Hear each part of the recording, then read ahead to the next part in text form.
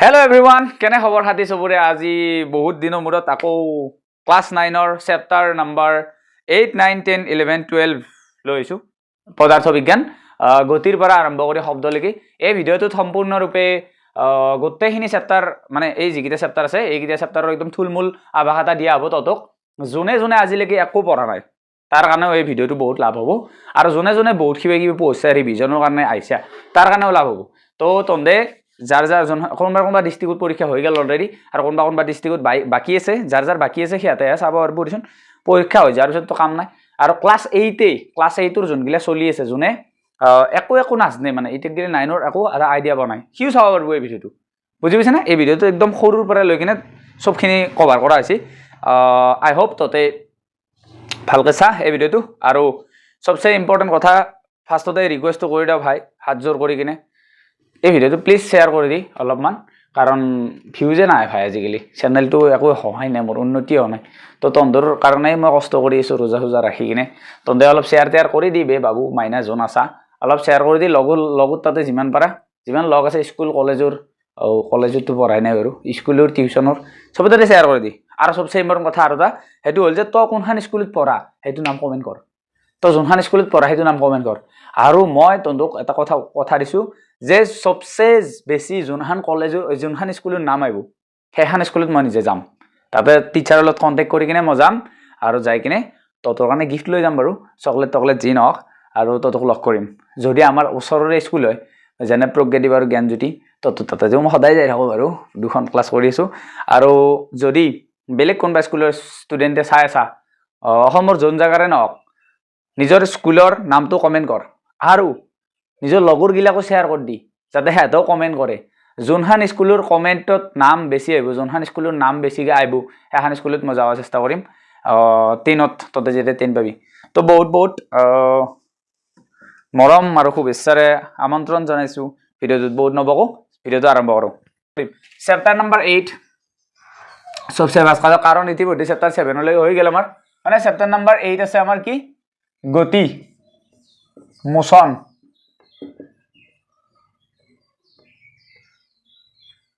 যদি তহঁতৰ কাণ বেয়া হোৱা নাই আৰু তহঁতে গতিয়ে শুনা পাইছা যদি তহঁতৰ কাণ বেয়া হোৱা নাই আৰু গতিটোক কি শুনা পাইছা গতিয়ে শুনা পাইছা তেতিয়াহ'লে আমি চেপ্টাৰটো আৰম্ভ কৰিব পাৰো কাৰণ বহুত কেইটামান চলিৰ কাণ বেয়া হৈছে যাৰ কাৰণে সিহঁতে গতিটোক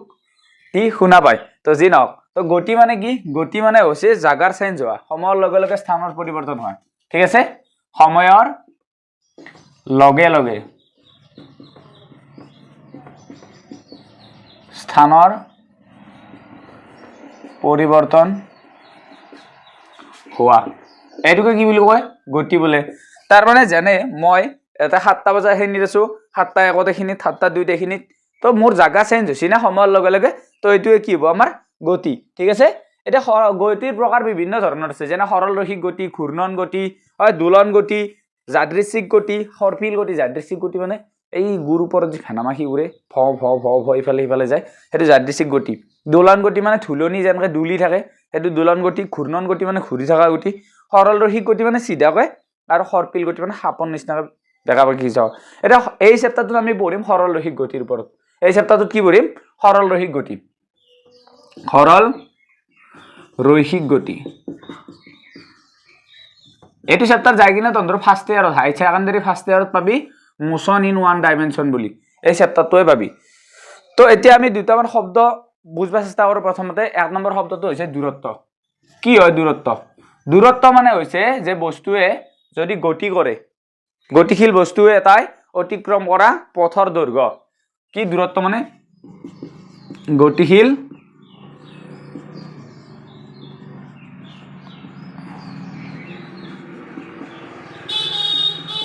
বস্তু এটা অতিক্ৰম কৰা পথৰ দৈৰ্ঘ্য তো গতিশীল বস্তু এটা যায় আছে এটা বস্তু ধৰিলে এটা পিপৰাৰ পৰা যায় আছে এৰ পৰা যাইখিনি এইখিনি পাইছি এটা 100 মিটাৰ গেছি এই যিটো 100 মিটাৰ হেতুটো দূৰত্ব হ'ব না দূৰত্ব কোনে নাজানে ভাই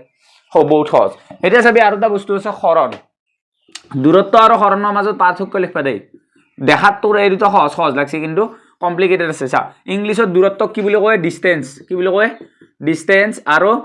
হৰণক কি বুলি কয় ডিসপ্লেসমেন্ট এটা চাবি হৰণ মানে কি জানা মই যদি ইয়াৰ পৰা যাও ঠিক আছে ইয়াৰ পৰা আমৰা ঘুৰি এই আমেৰিকা হৈ ভুটান হৈ কিবা হৈ নেপাল হৈ ঘুৰি আহি কিনে এইখিনিত পাইছো ধৰিলো ইয়াৰ পৰা আৰম্ভ কৰিছিলো ইয়াৰ পৰা যাই কিনে ঘুৰি এইখিনিত পাইছো এতিয়া মোৰ আৰম্ভণি বিন্দু আছিল সেইটো অন্তিম বিন্দু আছে সেইটো আৰম্ভণি কৰিছিলো তাৰ পৰা অন্তিম শেষ কৰিছো ইয়াৰ পৰা এক সেকেন্ড ওকে তো কি কৈছো মই যে আৰম্ভণি কৰিছিলো মই তাৰ পৰা শেষ কৰিলো ইয়াতে এটা আৰম্ভণি কৰি মই দূৰত্ব এইফালে ঘুৰি 10 কিলোমিটাৰ ঘুৰি আকে আছো এটা আৰম্ভণি বিন্দু আৰু অন্তিম বিন্দুৰ মাজৰ দূৰত্বটোক সবচে হাতা দূৰত্বটোক ক'ব হৰণ মানে এটা বস্তু যদি ইয়াৰ পৰা যায় গতি কৰে এনকে ঘুৰি পাকে মেলি এনকে ঘুৰি এইখিনি বেছি ঠিক আছে এটা হি গেছি 120 কিলোমিটাৰ গেছি আৰু ইয়াৰ পৰা একেলগে এইখিনি সিধাকে 2 কিলোমিটাৰ তো এটা এৰ হৰণ কি হবো জানা এই 2 কিলোমিটাৰটো হবো মানে আৰম্ভণি বিন্দু যোনটো আছিল এই তাৰবা অন্তিম বিন্দু এই দুটো বিন্দুৰ সবচে হাতা ডিসটেন্স একদম নিম্নতম দূৰত্বটো কি বুলি কয় হৰণ তো মই লিখিব পাৰি আৰম্ভণি বিন্দু আৰু অন্তিম বিন্দুৰ নিম্নতম দূৰত্ব আৰম্ভণি বিন্দু আৰু অন্তিম বিন্দুৰ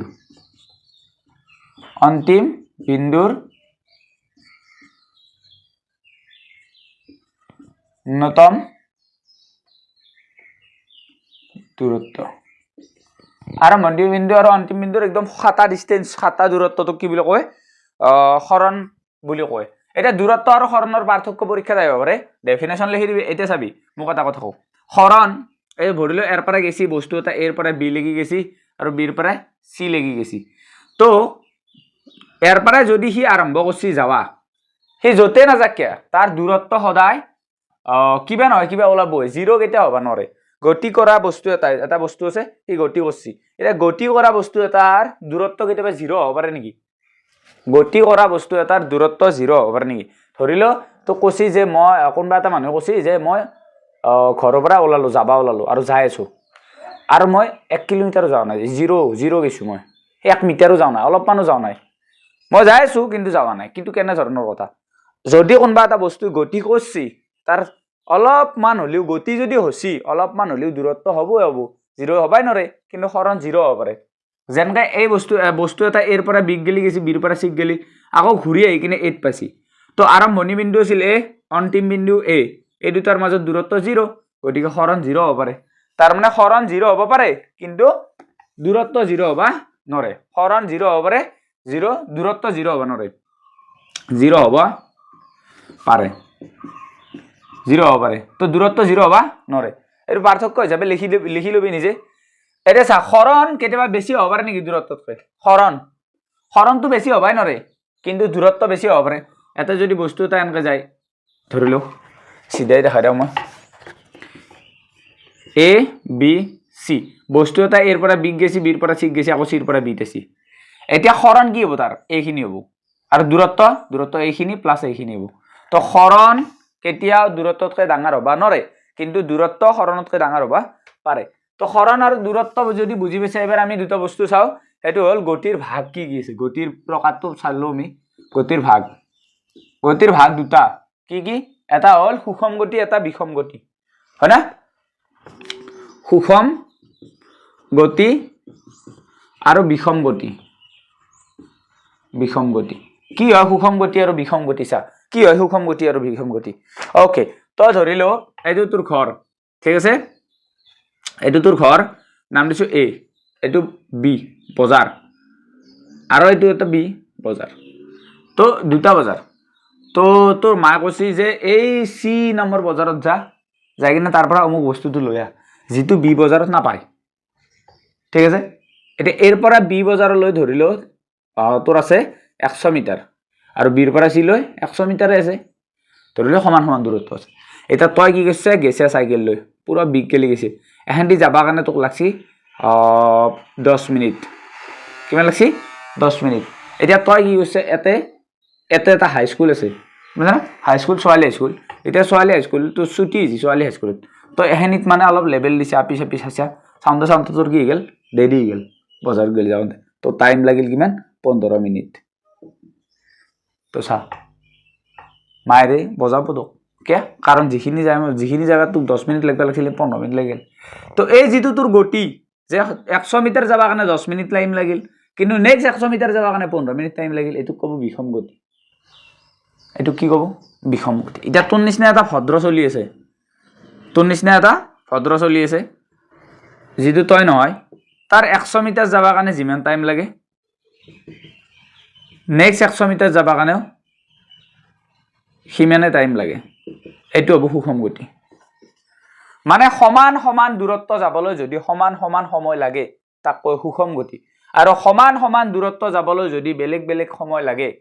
তাক ক'ব বিষম গতি বুজি পাইছে না পাও না কো উদাহৰণ যদি চাব খোজা ঘড়ীৰ যিটো কটাৰ যিটো গতি যিকোনো এডাল কটা লগ ঘণ্টাৰ মিনিটৰ সেকেণ্ডৰ নো প্ৰবলেম সেই সমান জায়গা যাবৰ কাৰণে সমান টাইম লয় তো এইটো কি গতি হ'ব সুষম গতি বিষম গতি ফেনৰ গতিটো চা সুইচ দিয়া ললে ফেনখন লাহে উঠি থাকে লাহে জোৰত তো বিষম গতি তো এতিয়া আমি আহো ইয়াৰ পিছত আৰু এটা বস্তু যিটো নাম হৈছে দ্ৰুতি যিটো নাম দ্ৰুতি মানে কি দ্ৰুতি মানে স্পীড কিমান স্পীডত গেছি স্পীড বুলি ক'লেতো বুজিবা ভালকে কিমান জোৰত গেছি সেইটোৱে দ্ৰুতি তো একক সময়ত বস্তু এটা অতিক্ৰম কৰা দূৰত্ব একক সময়ত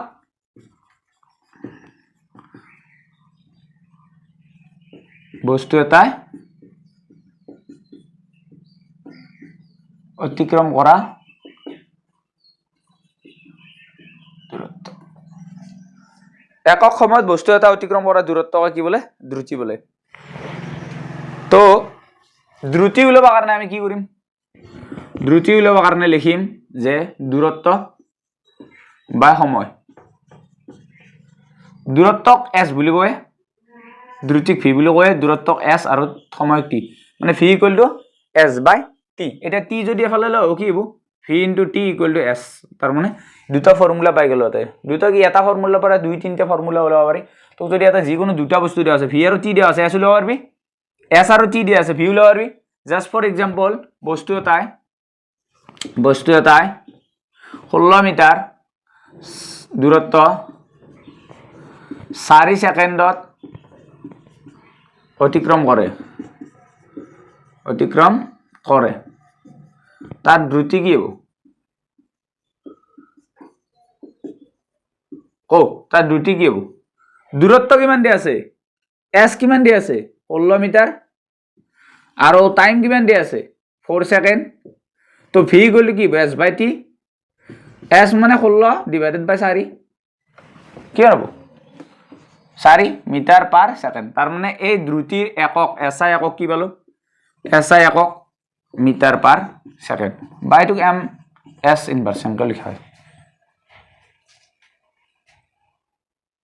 ইয়াৰ পিছত আমি পঢ়িম বেগ একো নাই এই দ্ৰুতিয়ে খালি এটা নিৰ্দিষ্ট দিশত তাৰ মানে মই ক'ব পাৰিম এটা নিৰ্দিষ্ট দিশৰ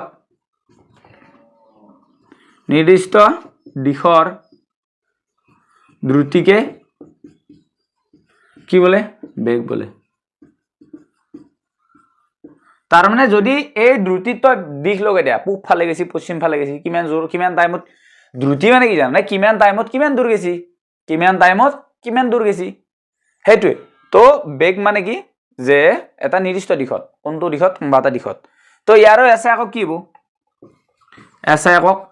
মিটাৰ/সেকেন্ডে হ'ব একে কথা বেগৰ মিটাৰ/সেকেন্ডে হ'ব এটা গড় বেগ উলাবা আহে কেতিয়াবা গড় বেগ উলাবা কাৰণে আমি জানো আৰম্ভণিতে যদি ধৰিলো গড় বেগ কেতিয়া উলাবা দি জানা ধৰিলো গাড়ী এখন যাই আছে ফাৰ্স্টতে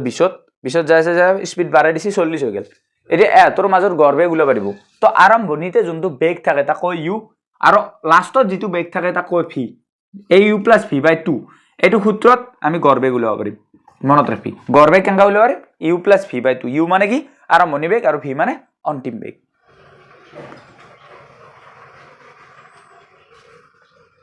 আচ্ছা ওকে ইয়াৰ পিছত আৰু এটা বস্তু আছে ইয়াৰ পিছৰ বস্তুটো হল ত্বৰণ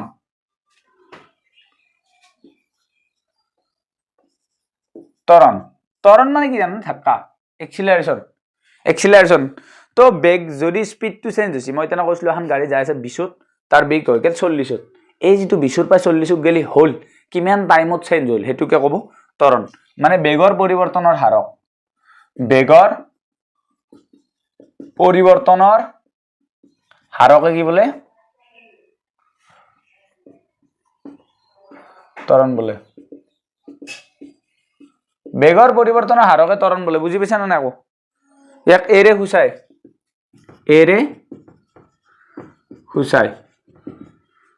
এসআই একক কি এসআই একক হৈছে মিটাৰ পাৰ সেকেন্ড স্কয়াৰ বা মিটাৰ সেকেন্ড ইনভাৰ্স স্কয়াৰ এটো হৈছে ত্বৰণৰ এসআই একক হয় এতিয়া ত্বৰণ উলাবা কেনকে পাৰিম এ কেনকে উলাব পাৰিম এ উলাব পাৰিম লাষ্টত কিমান স্পীডত গেছি আৰু মাইনাস দিবা এটো ফাৰ্ষ্টত কিমান স্পীড হৈছে কিমান টাইমত ঠিক 20ত যাই আছে 40 হৈছে কিমান বাড়লা 40 মাইনাস 20 কিমান হ'ব 40 মাইনাস 20 20 এতিয়া এই 20 টো কিমান টাইমত বাড়লা কিমান সেকেন্ডত বাড়লা হেতুটো ত্বৰণ কিমান টাইমত কিমান সময়ত বেগটো চেঞ্জ হৈছে কমছি বা বাড়ছি নো প্ৰবলেম তো এটো ত্বৰণ এতিয়া টি টো তো এফালে লইলে কি হ'ব a পূৰণ t equal to v minus u হ'ব না এটা u টো কি হৈছে মাইনাস হৈছে এফালে লইলি প্লাস হ'ব তাৰ মানে u plus at equal to v তাৰ মানে v equal to u plus at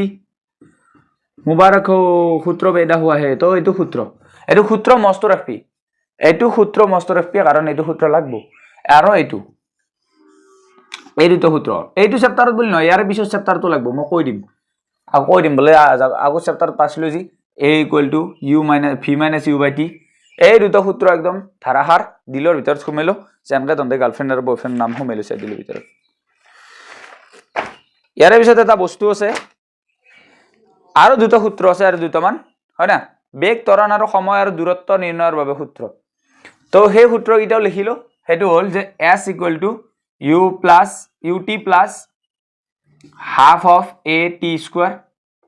হয় এটো এটা সূত্ৰ আৰু 2as equal to v square minus u square এটো এটা সূত্ৰ তাৰ মানে আমি টোটাল 4টা মান সূত্ৰ পালো এটো এটা তো বেছি হদ গৈছি 2as equal to v square minus u square এটো এটা 4টা সূত্ৰ পালো 1 নম্বৰ 2 নম্বৰ 3 নম্বৰ 4 নম্বৰ এই চেপ্টাৰটোৰ যিমান অংক আছে এই 4টা সূত্ৰ দি হ'ব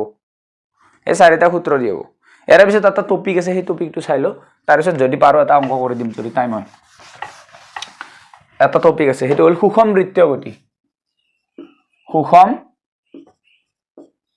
বৃত্তীয় গতি যদি এটা বৃত্তাকাৰ পথত বস্তু এটা সুষম ভাৱে গতি কৰি থাকে সমানে সুষম ভাৱে মানে বুজি পাইছে না এক পাক মাৰতে যিমান টাইম লাগছে নেক্সট পাক মাৰতে সিমান টাইম লাগছে আনকে গতি কৰি আছে তাকে কব সুষম বৃত্তীয় গতি বৃত্তাকাৰ পথত সুষম ভাৱে গতি কৰাকে সুষম বৃত্তীয় গতি বলে যেনে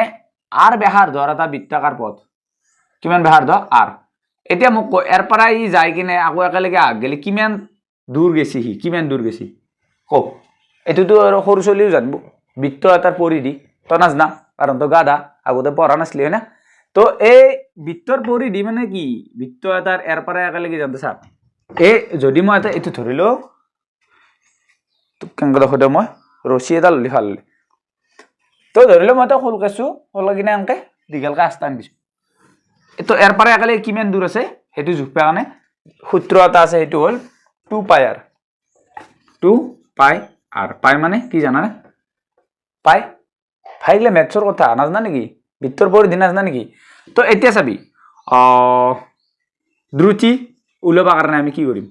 দ্ৰুতি উলাবা কাৰণে ওপৰ দূৰত্ব ৰাখিম ই যদি এটা বস্তু ইয়াৰ পৰা একেলগে যায় কিনে একেলগে যায় দূৰত্ব টোটাল দূৰত্ব কিমান গেল 2 পাই r আৰু পৰিধি 2 পাই r আৰু তলত কি হ'ব টাইম সময় কিমান টাইম খতম তোক যদি কয় যে 7 সেন্টিমিটাৰ ব্যাসাৰ্ধৰ ধৰিলো এটা কোৱেশ্চন আছে এটা পৰুৱাই 7 সেন্টিমিটাৰ ব্যাসাৰ্ধৰ বৃত্তাকাৰ পথেৰে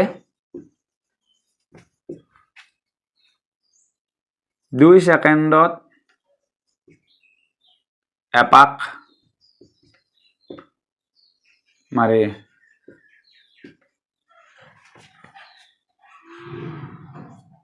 দ্ৰুতি নিৰ্ণয় কৰা দ্ৰুতি কিমান হ'ব তো ইয়াতে সবচে ফাৰ্স্ট দিয়া কি আছে সলিউশন গিভেন কি দিয়া আছে বাবু দিয়া আছে দূৰত্ব হয় দূৰত্ব কিয়া দূৰত্ব ডাইৰেক্ট দূৰত্ব দিয়া নাই এতে কি দিয়া আছে ব্যাসাৰ্ধ r কিমান দিয়া আছে 7 cm তো 2 পাই r কি হ'ব 2 পাই r কি হ'ব 2 *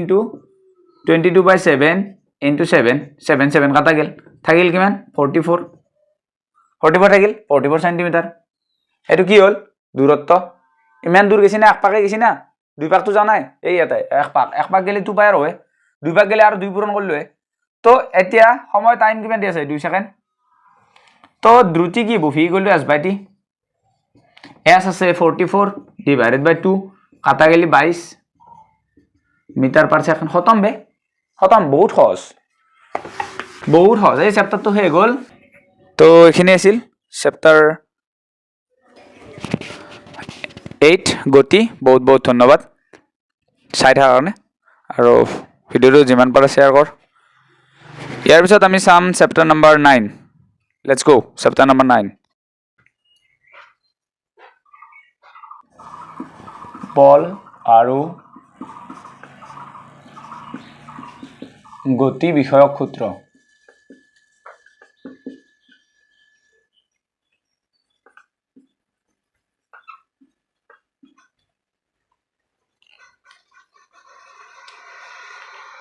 চ্যাপ্টাৰ নম্বৰ 9 বল আৰু গতি বিষয়ক সূত্ৰ বল মানে কি কোনে জানা বল মানে কি স্যাৰ বল মানে হল যে যেটো আমি বস্তু দান কৰো হাগবাৰ টাইমত হয় না হাগবাৰ টাইমত যেটো দেও বল দেও বুলি কয় না বল হেতু বল নেকি বল মানে হল বস্তু এটাৰ গতিৰ প্ৰধান কাৰক বল হৈছে বস্তু এটাৰ গতিৰ প্ৰধান কাৰক আমি যেটো গতিটো পঢ়িলো গতিৰ লগত ৰিলেটেড কৰি কিনে পঢ়ব লাগিব তো কোনো বস্তু এটা ইয়াৰ পৰা একেলগে যাব গতি কৰব তো তাৰ ভিতৰত মানে কি কাৰণত গতি কৰব বল প্ৰয়োগ হোৱাৰ কাৰণে মানে বল হৈছে এনেকুৱা এটা বস্তু যিটোৰ কাৰণে গতি হয় তো ক'ব পাৰা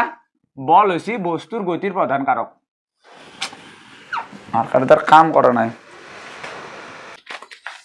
তো বস্তু এটাৰ গতিৰ প্ৰধান কাৰক হৈছে বল মানে বল প্ৰয়োগ হোৱাৰ পিছতহে বস্তু এটা গতি কৰিব পাৰে বলে বস্তুৰ কি চেঞ্জ কৰিব পাৰে বলে বস্তুৰ গতিৰ দিশ চেঞ্জ কৰিব পাৰে এক নম্বৰতে বস্তুৰ কি চেঞ্জ কৰিব পাৰে গতিৰ দিশ তাৰপিছত গতিটো চেঞ্জ কৰিব পাৰে দ্ৰুত বা মন্থৰ মানে বস্তু এটা যাই আছে তাক স্পিড বাঢ়াই দিব পাৰে বা বস্তু এটা আহিছে তাক বল দিলে স্পিডটো কমাব পাৰে তো বলে বস্তুৰ গতি দ্ৰুত বা মন্থৰ কৰিব পাৰে তাৰ পিছত আকাৰ আয়তন সলাব পাৰে আকাৰ আয়তন আদি সলাব পাৰে এবোৰ কি কৰিব পাৰে পৰিৱৰ্তন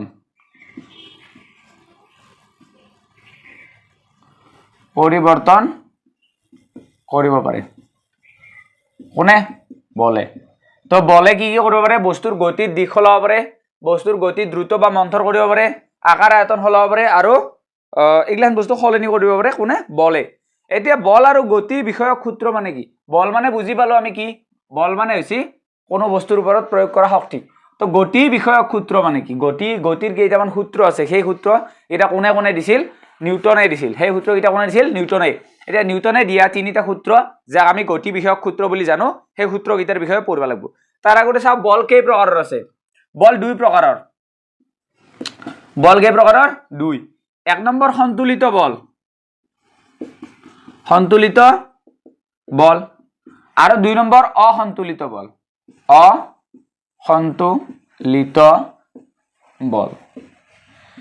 এতিয়া কোনো বস্তুৰ ওপৰত যদি বল প্ৰয়োগ হয় দুফালৰ পৰা অপোজিট সাইডৰ পৰা মানে মই যদি এই বৈহানৰ ওপৰত বল প্ৰয়োগ কৰো এখন হাতেদি উঠাইছো আৰু এখন হাতেদি উঠাইছো এটা দুফালৰ পৰা যদি সমানে বল দেও তেতিয়াহ'লে এই বস্তুটো হিলব নেকি নিহিলে জাগাতে ৰাখব তো ইয়াক ক'ব সন্তুলিত বল তো দুয়ো পৃষ্ঠৰ পৰা বিপৰীত ফালৰ পৰা যদি সমান সমান পৰিমাণৰ বল প্ৰয়োগ কৰা হয় তাক কয় সন্তুলিত বল অসন্তুলিত বল কাক বোলে যদি ইফালৰ পৰা বেছি বল দিছি ইফালৰ পৰা কম বল দিছি ইফালে গুচি যাব যদি ইফালৰ পৰা বেছি বল দে আৰু এইটো সাইডৰ পৰা কম বল দে তো ইফালে গুচি যাব তো কোনো একফালৰ পৰা বেছি বল হলি কোনো একফালৰ পৰা কম বল হলি তাক কয় অসন্তুলিত বল বুজি পাইছা দুটা বল সমান নহলি বস্তুৰ গতি বেছি বলটোৰ দিশত হৈ যাব তাকে অসন্তুলিত বল বোলে সন্তুলিত বল আৰু অসন্তুলিত বল বুজি পালি না তাৰ পিছত আমি প্ৰথম সূত্ৰ যেটো আছে গতি বিষয়ক প্ৰথম সূত্ৰ এটো পঢ়ো গতি বিষয়ক প্ৰথম সূত্ৰ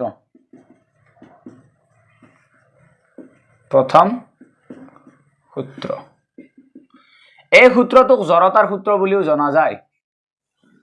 তো এই সূত্ৰ মতে কি কোনো বাহিৰা বল প্ৰয়োগ নহলৈ কোনো বাহিৰা আউটসাইডৰ পৰা বল নিদিয়ালৈ যাই থকা বস্তু যাই থাকিব বিচাৰে আৰু ৰৈ থকা বস্তু ৰৈ থাকিব বিচাৰে তই যদি গাড়ীত যাই বেছে বাছত তই যদি গাড়ী বাছত যাই বেছে বাছে যাই থকা হঠাৎ ব্ৰেক মাৰ দিলি কি হৈ যায় ব্ৰেক মাৰ দিলি তো আগফালে হালি যা নে পিছফালে হালি যা ব্ৰেক মাৰলি কি হয় আকৌ আগফালে হালি যায় কিয় আগফালে হালি যা আকৌ যেতিয়া বাছখন যাই আছিল বাছৰ লগত মানুহটো যাই আছে সেটা বাছখন ৰখি গেল মানুহটোৰ তলফালে যিখিনি লাগি আছে বাছত হৰি বা তাপলা যি লাগি আছে সেইখিনিতো ৰৈ গেল কিন্তু মাথাটো যাই ৰাখব মাথাটো গেলি এই বস্তুটো আহি পা না তো মাথাটো আংকা আগফালে হালি যায় বুজি পাইছে মই আংকা যাই আছো বাছখন ৰখি গেল মই হালি যাম আৰু যদি মই ৰখি আছো গাড়ী এখনত বাইকত ধৰিলে ৰখি আছো বাইকখন হঠাৎ ষ্টাৰ্ট দিকে ৰেছ দিছি ৰেছ দিলে মোৰ কি হ'ব মাথা পিছফালে হালি যাব কিয় মাথাটো অলৰেডি ৰৈ আছিল তো বাইকখন যাওঁলে পিছফালটো গুচি যাব মাথাটো হালি যায় বুজি পাইছা তো এই সূত্ৰটো এইটোৱে কয় যে কোনো বাহিৰা বল প্ৰয়োগ নকৰালৈ কোনো বাহিৰা বল প্ৰয়োগ নকৰালৈ ৰৈ থকা বস্তু ৰৈ থাকিব আৰু গৈ থকা বস্তু গৈ থাকিব বিচাৰে ৰৈ থকা বস্তু ৰৈ থাকিব বিচাৰে আৰু গৈ থকা বস্তু গৈ থাকিব বিচাৰে এতিয়া এই যেটো বস্তুৰ গুণ জনে তাক ৰৈ থকা বস্তুটোক ৰৈ থাকিব কাৰণে জোৰ কৰিছি বা জনে গৈ থকা বস্তুটোক গৈ থাকিব দিছি সেই গুণটোক কয় জড়তা সেই ধৰ্মটোক বা প্ৰৱণতাটোক কয় জড়তা তো বস্তুৰ অৱস্থাৰ পৰিৱৰ্তনৰ বাধা দিয়া যেটো প্ৰৱণতা তাক জড়তা বুলি কয় বস্তুৰ অৱস্থাৰ বা স্থানৰ অৱস্থাৰ লিখলি হ'ব অৱস্থাৰ পৰিৱৰ্তনৰ বাধা দিয়া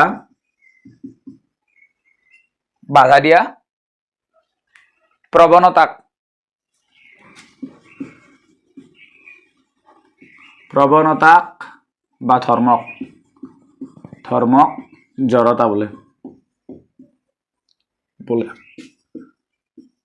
চাই দুটা বস্তুটো বুজিব চেষ্টা কৰ প্ৰথম সূত্ৰ কি গতি বিষয়ক প্ৰথম সূত্ৰ যে বাহিৰা বল প্ৰয়োগ নকৰাকৈ ই যদি যাই আছে ইয়াত তাতে বাহিৰা বল যেতিয়া গেলি নেদাও তেতিয়া গেলি যাই থাকিব বিচাৰিব ব্ৰেক নামৰো বা আগৰ পৰা ঠেকা নেদাও আৰু ৰৈ থকা বস্তু এটা যেতিয়া গেলি পিছফালৰ পৰা ঠেলে নেদাও বা ষ্টাৰ্ট দি কিনে যাবা নেদাও তেতিয়া গেলি ই ৰৈ থাকিব বিচাৰিব ৰৈ থকা বস্তু এটা ৰৈ থাকিব বিচাৰে গৈ থকা বস্তু এটা গৈ থাকিব বিচাৰে যেতিয়ালৈ বাহিৰা বল প্ৰয়োগ কৰা নহয় এটো কয় গতি বিষয়ক প্ৰথম সূত্ৰ এটা জড়তা কি বলে জড়তা হল যি ৰৈ থকা বস্তু ৰৈ থাকিব বিচাৰে যেটো ধৰ্ম তাৰ যেটো ধৰ্মৰ কাৰণে সি ৰৈ থাকিব বিচাৰছি সেই ধৰ্মটোক কয় জড়তা বা গৈ থকা বস্তু এটা যেটো ধৰ্মৰ কাৰণে গৈ থাকিব বিচাৰছি তাক কয় জড়তা গতিকে এই যেটো সূত্ৰ গতি বিষয়ক প্ৰথম সূত্ৰ ইয়াক এই কাৰণে জড়তাৰ সূত্ৰ বুলি কয় জড়তাৰ সূত্ৰ বুলিও জনা যায় এই গতি বিষয়ক প্ৰথম সূত্ৰক ঠিক আছে এটা জড়তা দুই প্ৰকাৰৰ আকৌ জড়তা কি প্ৰকাৰৰ জড়তা দুই প্ৰকাৰৰ পৰীক্ষাত আহে গতি জড়তা আৰু স্থিতি জড়তা কি জড়তা দুই প্ৰকাৰৰ এক নম্বৰ গতি জড়তা আৰু দুই নম্বৰ স্থিতি জড়তা একদম সহজ জড়তা বোলে জড়তা মানে হল যিকোনো বস্তু এটা ৰৈ থকা বস্তু ৰৈ থাকিব বিচাৰে যাই থকা বস্তু যাই থাকিব বিচাৰে এই যিটো ধৰ্ম তাৰ হেতুকে জড়তা বোলে এতিয়া গতি জড়তা মানে কি গৈ থকা বস্তু এটা গৈ থাকিব বিচাৰে গৈ থকা বস্তু এটা গৈ থাকিব বিচাৰে বস্তুৰ এই যিটো ধৰ্ম এটো গতি জড়তা বোলে ৰৈ থকা বস্তু এটা ৰৈ থাকিব বিচাৰে বস্তুৰ এই ধৰ্ম স্থিতি জড়তা বোলে স্থিতিমান ৰৈ থকা গতিমান গৈ থকা সিম্পল কথা গতি জড়তা বুজি পালি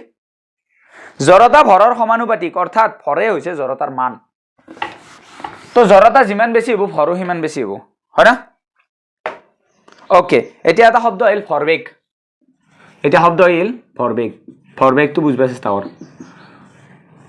ভৰবেগ মানে হ'ল কোনো বস্তু এটাৰ ভৰ আৰু তাৰ বেগৰ পূৰণফল কোনো বস্তুৰ ভৰ আৰু বেগৰ পূৰণফলক ভৰবেগ বোলে কোনো বস্তুৰ ভৰ আৰু বেগৰ পূৰণফলক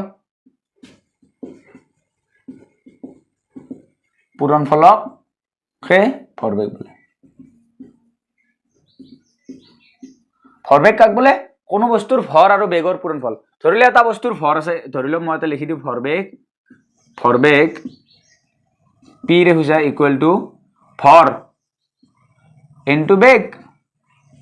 তো p ভৰ মানে কি মাস ইনটু বেগ মানে velocity p equal to mv এতিয়া কোনো বস্তুৰ ভৰ ধৰিলে 5 কেজি আছে তো সি 5 মিটাৰ পাৰ সেকেন্ডত যায় আছে তো ইয়াৰ ভৰবেগ কি হ'ব p ইকুৱেল টু 5 পূৰণ 5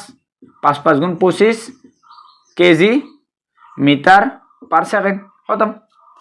কেজি মিটাৰ পাৰ সেকেন্ড খতম হৈ গেল তো এসআই ইউনিট কি হ'ব ভৰবেগৰ এসআই ইউনিট এসআই একক হ'ব কেজি মিটাৰ পাৰ সেকেন্ড বুজি পাইছা তো ভৰবেগ যদি উলাবতে একদম ইজি বে ভৰ আৰু বেগৰ পূৰণফল ভৰবেগ নামতে আছে তাৰ পিছত গতি বিষয়ক দ্বিতীয় সূত্ৰ প্ৰথম সূত্ৰ আমি গম পালো এবাৰ আহিল দ্বিতীয় সূত্ৰ গতি বিষয়ক দ্বিতীয় সূত্ৰ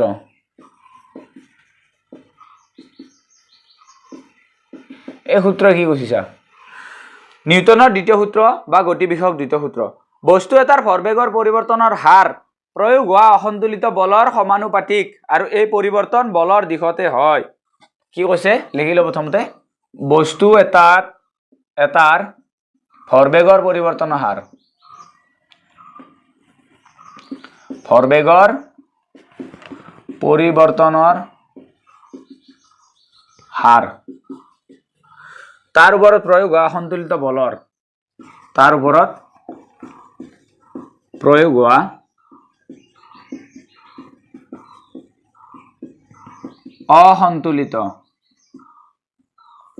অসন্তুলিত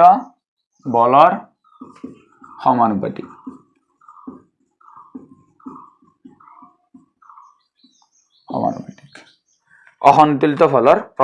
অসন্তুলিত বলৰ সমানুপাতিক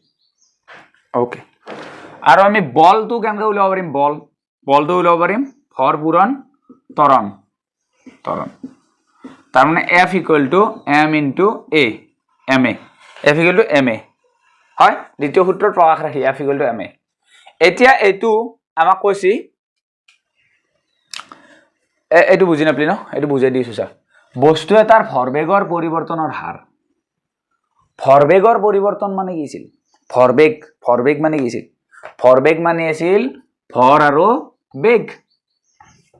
হয় ভৰ আৰু বেগ এতিয়া আৰম্ভণিতে যোনটো তাৰ বেগ আছিল ধৰিলো এই বস্তুটো শৰ্টকাটত লিখি দিছো এতিয়া প্ৰমাণ কৰিম F ইকুৱেল টু ma হয় বুলি ঠিক আছে এইটো পৰীক্ষাত আহিব গতি নিউটনৰ গতি দ্বিতীয় সূত্ৰ লিখা আৰু প্ৰমাণ কৰা F ইকুৱেল টু ma আহিব দেখুৱা যে F ইকুৱেল টু ma তো প্ৰতিপন্ন কৰা F ইকুৱেল টু ma প্ৰতিপন্ন কৰিছে ওকে সলিউশন m ভৰৰ বস্তু এটা u প্ৰাৰম্ভিক বেগেৰে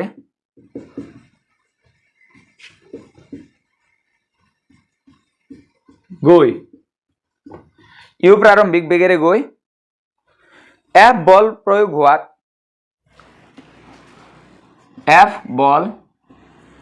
বস্তুটোৰ ওপৰতে F বল প্ৰয়োগ হোৱাত t সময়ত v বেগলৈ ত্বৰিত হয় মানে বুজি পাইছে না বস্তু এটা এম ভৰ এৰ ভৰ এম ই ইউ বেগেৰে যাইছিল ইউত যাইছিল ধৰি লওক 20ত যাইছিল তাৰপিছত এটাতে বল ৰৈ গ'ল ৰেচ দিলে বা গাড়ী গিয়াৰ লগালা যি নহওক বল ৰৈ গ'ল যাৰ কাৰণে ইয়াৰ স্পীডটো বাঢ়ি গ'ল ভি হৈ গ'ল ইয়াৰ স্পীড তাৰ মানে 20ত যাইছিল ধৰি লওক 40 হৈ গ'ল তো কিমান বল লাগছি এফ বল লাগছি কিমান টাইম লাগছি টি সময় লাগছি এতিয়া আমাক কৈছি যে ইয়াতৰ ভৰবেগৰ পৰিৱৰ্তন কি হ'ব বস্তুটোৰ প্ৰাৰম্ভিক ভৰবেগ কি হ'ব বস্তুটোৰ প্ৰাৰম্ভিক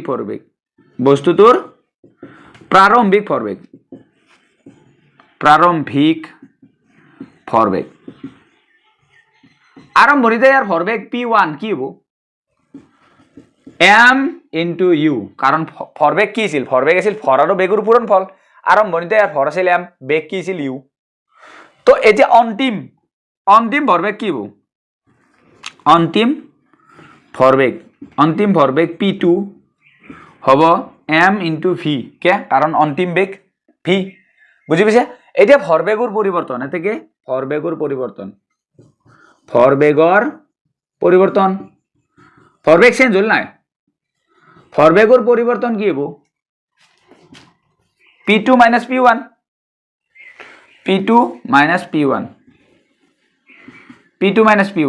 তো p2 ৰ মান আছে m into v minus m into u এটা m কমন ললি থাকে এটা v minus u এটো হৈ গেল আমাৰ ভৰবেগৰ পৰিৱৰ্তন এতিয়া মই যদি কও ভৰবেগৰ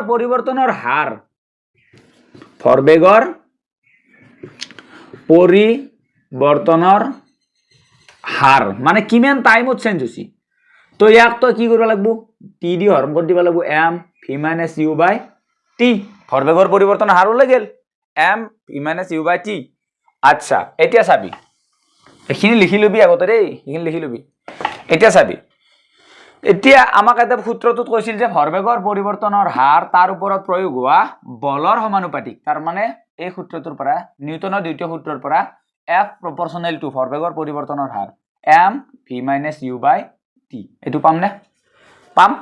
এ F proportional to m চাবি m into a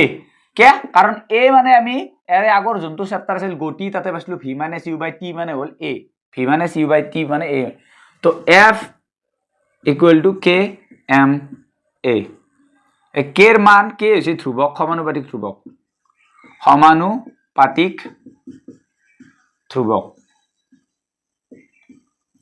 কে হৈছে কি সমানুপাতিক ধ্ৰুৱক আৰু কেৰ মান 1 তো হে মতে 1 হলি f equal to কি হৈ গেল ma প্ৰমাণিত খতম এটো পৰীক্ষা আহিব f equal to ma বুলি প্ৰমাণ কৰিব দিব পাৰে তো এটো চাই থবি ঠিক আছে নিউটনৰ গতি দ্বিতীয় সূত্ৰ নিউটনে কৈছি যে ভৰবেগৰ পৰিৱৰ্তন হাৰ তাৰ ওপৰত প্ৰয়োগ হোৱা বলৰ সমানুপাতিক 2 নম্বৰ সূত্ৰ হল এতিয়া আমি আহো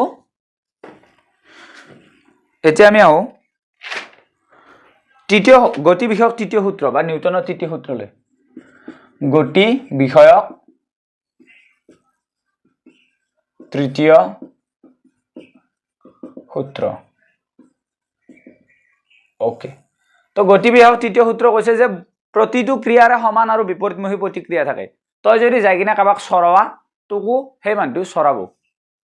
হেতু নেকি হেতু নহয় মানে তই যদি এতে গালত মাৰছে এই গালত যিমান বল প্ৰয়োগ কৰবি এই গালখানেও তোৰ তাৰ হাতত হিমান বল প্ৰয়োগ কৰব মানে তই যদি তালি মাৰা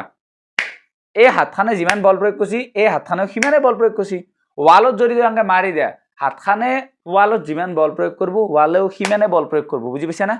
এটুকে কয় নিউটনৰ তৃতীয় সূত্ৰ এটো হল যে প্ৰতিটো ক্ৰিয়াৰে কাৰ্যৰে সমান আৰু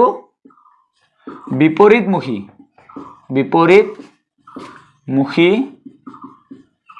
প্ৰতিক্ৰিয়া থাকে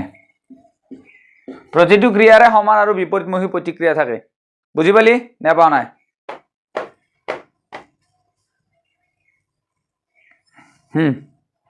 এবাৰ আহিল ভৰবেগৰ সংৰক্ষণৰ সূত্ৰ এটো তৃতীয় সূত্ৰ আছিল ভৰবেগৰ সংৰক্ষণৰ সূত্ৰৰ পৰা এই তৃতীয় সূত্ৰটো অলপ বুজিব পাৰিম আমি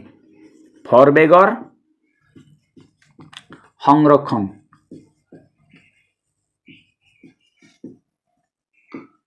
ভৰবেগৰ সংৰক্ষণৰ সূত্ৰ এইটো দ্বিতীয় সূত্ৰৰে প্ৰকাশ ৰাখি বুলি ক'ব পাৰা কি কৈছে বাহ্যিক অসন্তুলিত বলে ক্ৰিয়া নকৰা পৰ্যন্ত দুটা বস্তুৰ সংঘাতৰ আগত মুঠ ভৰবেগ সংঘাতৰ পিছৰ মুঠ ভৰবেগৰ সমান বাহ্যিক বলে ক্ৰিয়া নকৰা পৰ্যন্ত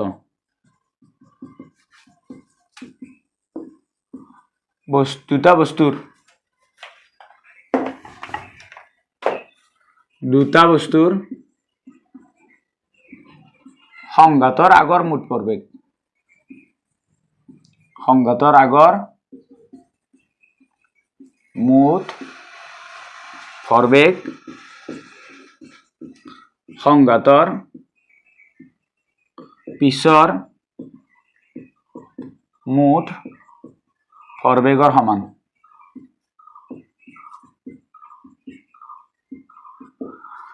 এতিয়া ধৰিলো দুটা বস্তু আছে এইটো এটা আৰু এইটো এটা এই বস্তুটো এম ভৰ ঠিক আছে এই বস্তুটোৰ এম ভৰ এইটো বস্তুৰ নাম এ দিছো এ আৰু এইটো বস্তুৰ নাম বি এইটো এম ভৰ আৰু এইটোৰ এম ভৰ ধৰিলো এম ভৰৰ দুটা বস্তু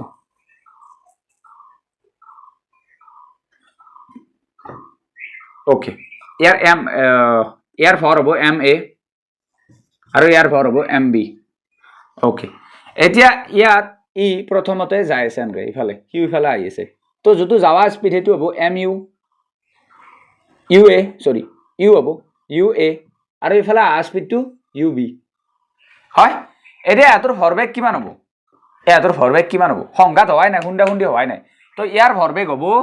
এম এ ইউ এ কাৰণ ভৰ হৈছে এম এ আৰু বেগ হৈছে ইউ এ হয় ভৰবেগ আৰু তাৰ ভৰবেগ কিমান হ'ব তাৰ ভৰবেগ হ'ব এম বি ইউ বি হ'ব না হ'ব দুটা খুন্দা খুন্দি হৈ গ'ল ধামকে খুন্দা খুন্দি লাগিল দুটা লাগাৰ পিছত এই বস্তুটো ইফালে গুচি গ'ল আৰু এই বস্তুটো ইফালে গুচি গ'ল এতিয়া ইয়াৰ সংঘাত হোৱাৰ পিছত ভৰবেগ হ'ব কি হ'ব ভি এ কাৰণ এইটো এ আছিল আৰু ইয়াৰ ভি বি ভৰটো চেভে ৰাখবো না এম এ ৰাখবো আৰু এম বি এ ৰাখবো বুজি পাইছা নেবা নাই এতিয়া সংঘাত হোৱাৰ আগতে সংঘাত হোৱা দুটাৰ ভৰবেগ সংঘাত হোৱাৰ আগতে এটা লিখছি না সংঘাতৰ আগত মুঠ ভৰবেগ মানে সংঘাত হোৱাৰ দুটা খুন্দা খুন্দি লাগাৰ আগতে ইয়াৰ ভৰ আছিল এম এ ইয়াৰ বেগ আছিল ইউ এ ইয়াৰ ভৰ আছিল এম বি বেগ আছিল ইউ বি তো মুঠ ভৰবেগ এই দুটাৰ এম এ ইউ এ আৰু সেইটোৰ এম বি ইউ বি তো মুঠ ভৰবেগ এইটো ইকুৱেল টু সংঘাত হোৱাৰ পিছত ভৰবেগ কিমান হ'ব M A V A plus M B V B এইটো হৈছে ভৰবেগৰ ৰক্ষণশীলতাৰ সূত্ৰ বা ভৰবেগৰ সংৰক্ষণৰ সূত্ৰ এই সূত্ৰটোৰ পৰাই প্ৰশ্ন আহে বন্দুকৰ যিটো গুলি ওলাই যাৱা পিছফালে যে বন্দুক ঠেলয় এইটো সূত্ৰত কৰিলে হৈ যাব এইখিনি আছিল চেপ্টাৰ ইয়াৰে এতিয়া অংক গিলাটো কৰি দিয়াটো মুস্কিল হৈ যাব কাৰণ বহুত কিটা চেপ্টাৰ আছে এতিয়ালৈকে আমাৰ চেপ্টাৰ 9টো হ'ল 10 11 12 তিনটা চেপ্টাৰ আছে অলৰেডি তো আমি চেপ্টাৰ এইটো শেষ কৰিলো তাৰ পিছত আমি তদম এটা টিপ দিও হয়তো হল যে কিতাপখনৰ ভিতৰত যিগিলাখান উদাহৰণৰ অংক আছে সেই অংকগিলা চাই যাবি তাৰ পৰা আহিব এবাৰ চেপ্টাৰ নাম্বাৰ 10 যিটোৰ নাম হৈছে মহাকৰ্ষণ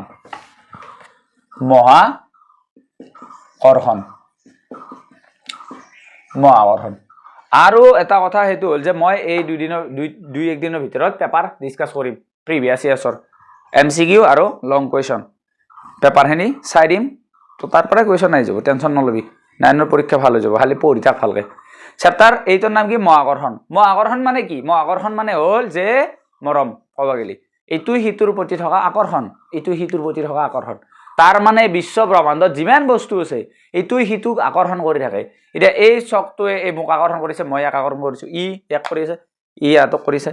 ইটোৱে হিতু বস্তুক সবকে আকৰ্ষণ কৰে এনেকুৱা একো বস্তু নাই জনে আকৰ্ষণ নকৰে সবে আকৰ্ষণ কৰে তাৰ মানে স্যাৰ এই দুটা যদি আকৰ্ষণ কৰছি লগ লাগি কিয় জানা নাই আকৰ্ষণ মানে এনেকুৱা সাতটা আকৰ্ষণ নহয় যে লগ লাগি যাব এটো দুৰ মাজত এটা আকৰ্ষণ বল আছে তাৰ অৰ্থ এইটো নহয় যে পুৰা চিপকি যাব লগ লাগি যাব বুজি পাইছা না আকৰ্ষণ বলহে আছে বুলি কৈছি তো তাৰ মানে কবা গেলি যে বিশ্ব ব্ৰহ্মাণ্ডৰ প্ৰতিটো বস্তুৱে অন্য প্ৰতিটো বস্তু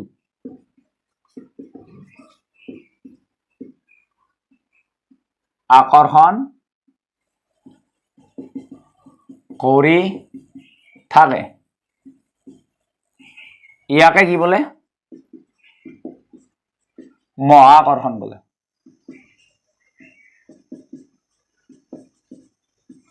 ইয়াকে বলে মহাকৰ্ষণ ওকে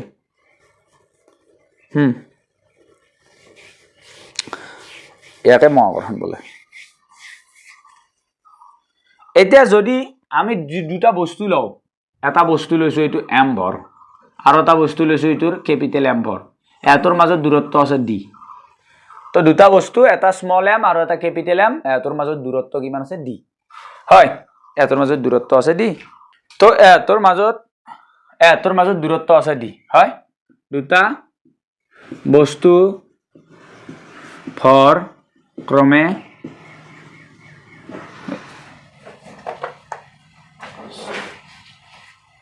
ক্ৰমে স্মল m আৰু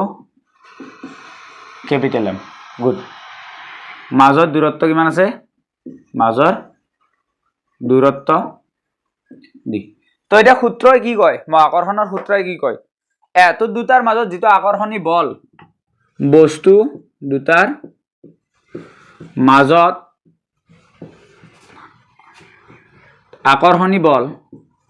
আকৰ্ষণী যেটো বল হ'ব হেতু বস্তু দুটাৰ ভৰৰ গুণফলৰ সমানুপাতিক আৰু দূৰত্বৰ বৰ্গৰ ব্যস্তানুপাতিক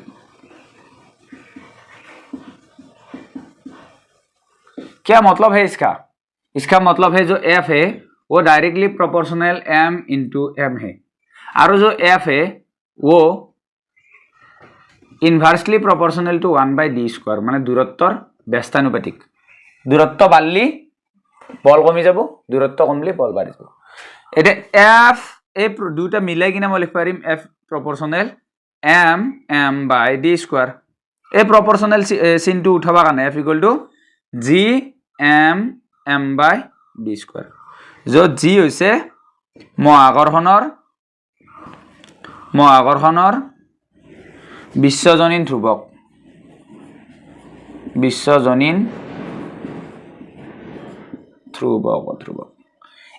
এই আকৰ্ষণটো গোটেই বিশ্ব ব্ৰহ্মাণ্ডত সবুতে থাকে গতিকে ইয়াক মহাকৰ্ষণৰ বিশ্বজনীন সূত্ৰ বুলিও কয় তো মহাকৰ্ষণৰ বিশ্বজনীন সূত্ৰ কাক বোলে এইটোৱে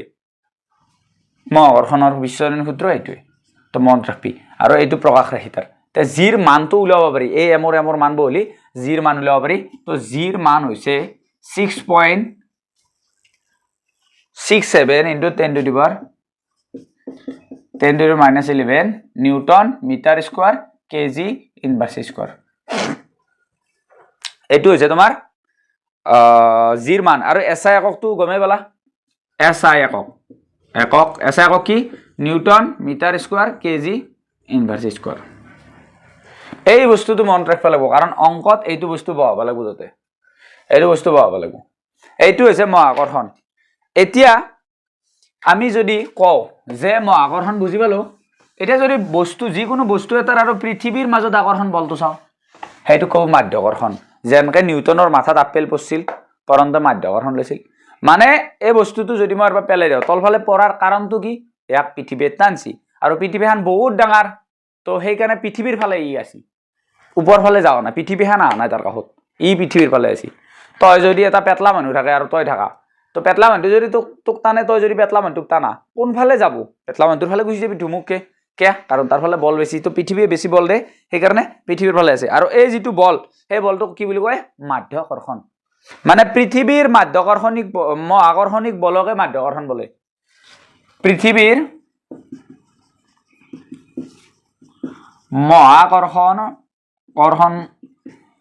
মহাকৰ্ষণিক বলকে মাধ্যাকৰ্ষণ বোলে।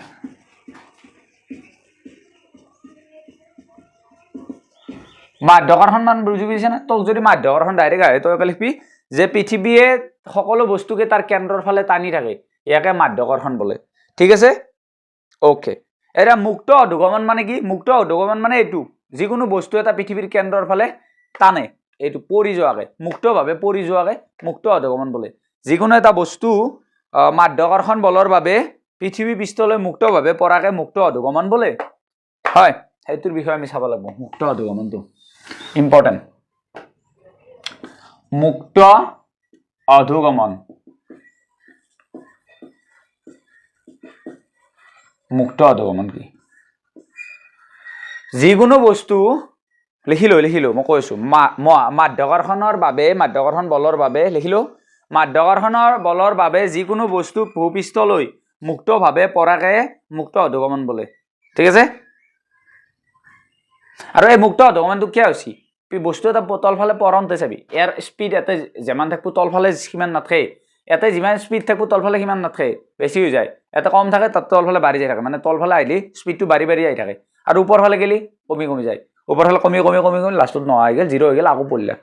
তো এই বস্তুটো কি হৈছে? কাৰণ তলফালে টানি আছে পৃথিৱী, আৰু এই টানাতে বস্তুটোৰ গতিটো চেঞ্জ হৈছে, পৰিৱৰ্তন হৈছে, তাৰ মানে ত্বৰণ হৈছে, আৰু এই ত্বৰণকে কয় মাধ্যাকৰ্ষণিক ত্বৰণ। কি বুলি কয়? মাধ্যাকৰ্ষণিক ত্বৰণ। এতিয়া এই মাধ্যাকৰ্ষণিক ত্বৰণক যিৰে সূচায়, মাধ্যাকৰ্ষণিক ত্বৰণক কিহেৰে সূচায়? মাধ্যাকৰ্ষণিক যিটো ত্বৰণ আছে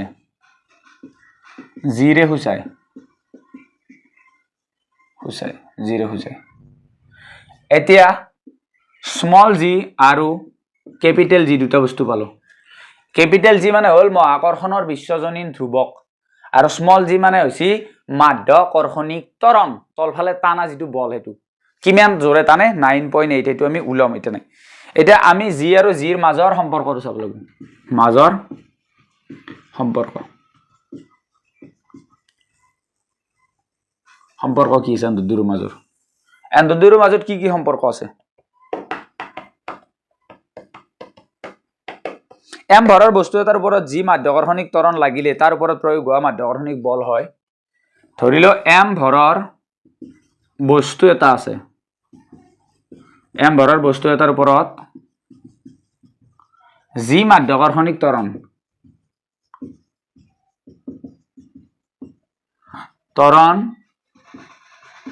লাগিলে প্ৰয়োগ হোৱা মাধ্যাকৰ্ষণিক বল F ইকুৱেল টু কি হ'ব? F হ'ব F equal two M into G, ভৰ আৰু মাধ্যাকৰ্ষণিক ত্বৰণৰ মান। এতিয়া মহাকৰ্ষণৰ বিশ্বজনীন সূত্ৰৰ পৰা, মহাকৰ্ষণৰ বিশ্বজনীন সূত্ৰৰ পৰা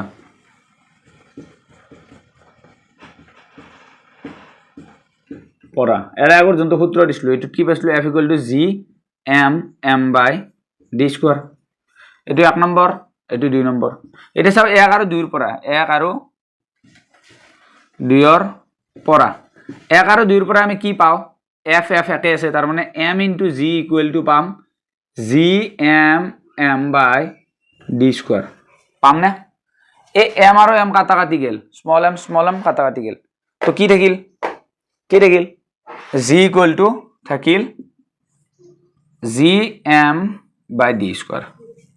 হয় না? GM বাই D স্কোয়ার থাকিল না? ওকে। এতিয়া পৃথিৱীৰ কাৰণে যদি M পৃথিৱীৰ ভৰ, M পৃথিৱীৰ ভৰ আৰু M পৃথিৱীৰ ভৰ আৰু D পৃথিৱী আৰু বস্তুৰ মাজত দূৰত্ব, যদি D পৃথিৱী আৰু বস্তুৰ মাজত দূৰত্ব হয়, আৰু বস্তুৰ মাজত দূৰত্ব, যিকোনো বস্তুৰ মাজত দূৰত্ব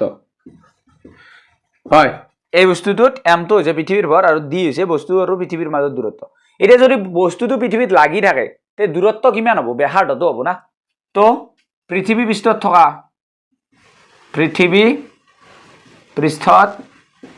থকা বস্তুৰ বাবে পৃথিৱী পৃষ্ঠত থকা বস্তুৰ বাবে ডি আৰৰ সমান হ'ব আৰ ব্যাসাৰ্ধ আৰ হৈছে পৃথিৱীৰ ব্যাসাৰ্ধ তাৰ মানে এই সূত্ৰটো মই লিখিব পাৰিম G equal to G M by R square এতিয়া পৃথিৱীৰ ভৰ আৰু ব্যাসাৰ্ধৰ মান বহু দিলে আমি পাওঁ গতিকে জিৰ মান পাওঁ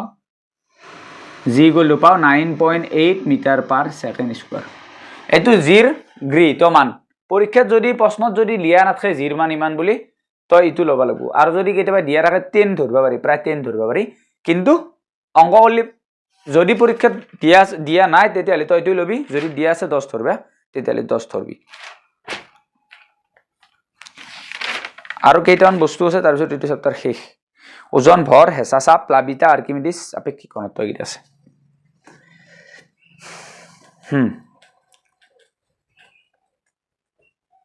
ভাগাল লাগি যাবে ৰোজা ৰাখি ৰাখি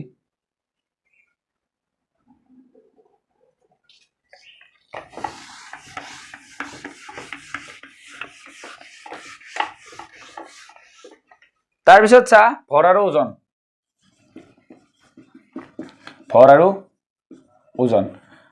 ওজনটো চাব লগা বস্তু ভৰ মানে হৈছে বস্তুটোৰ ভিতৰত কিমান পদাৰ্থৰ পৰিমাণ আছে তই যদি এটা ব্ৰইলাৰ কিনবা যা ব্ৰইলাৰটোৰ ভিতৰত কিমান মাংস পাখি হাড্ডি লগ লাগি কিমান আছে মাল সেইটো ক'ব ভৰ ওজন মানে কি ওজন মানে তাক পৃথিৱীয়ে কিমান জোৰে তলত টানি আছে হয় ভৰ মানে হৈছে বস্তুত থকা পদাৰ্থৰ পৰিমাণ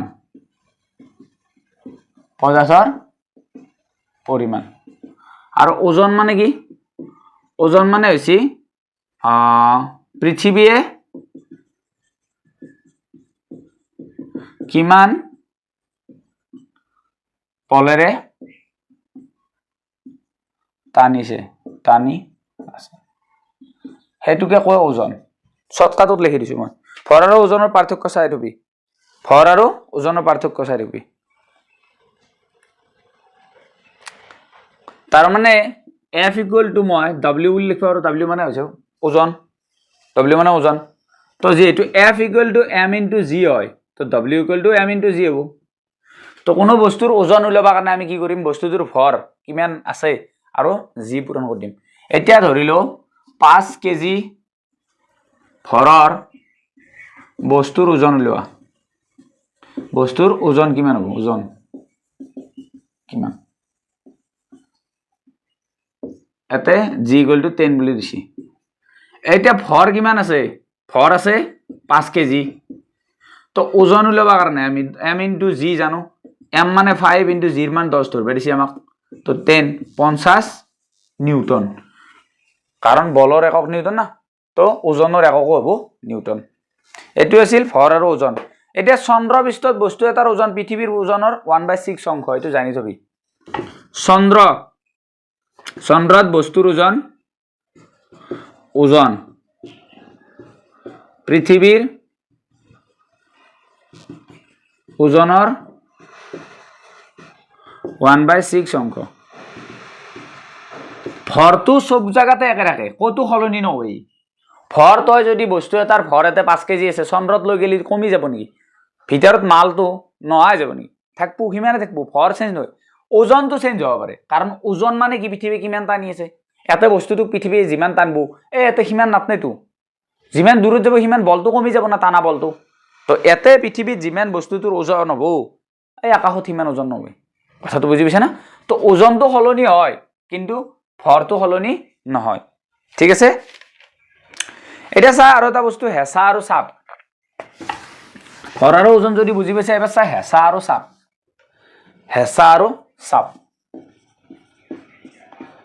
আৰু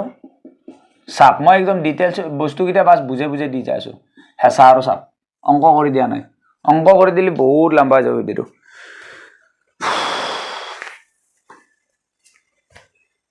বস্তু এটাৰ পৃষ্ঠত লম্বভাৱে ক্ৰিয়া কৰা বলে হৈছে হেঁচা যিকোনো বস্তু এটা যদি লম্বভাৱে কোনো বল প্ৰয়োগ হৈছে তাকে হেঁচা বোলে হয় বস্তুৰ ওপৰত লম্বভাৱে ক্ৰিয়া কৰা বলকে হেঁচা বোলে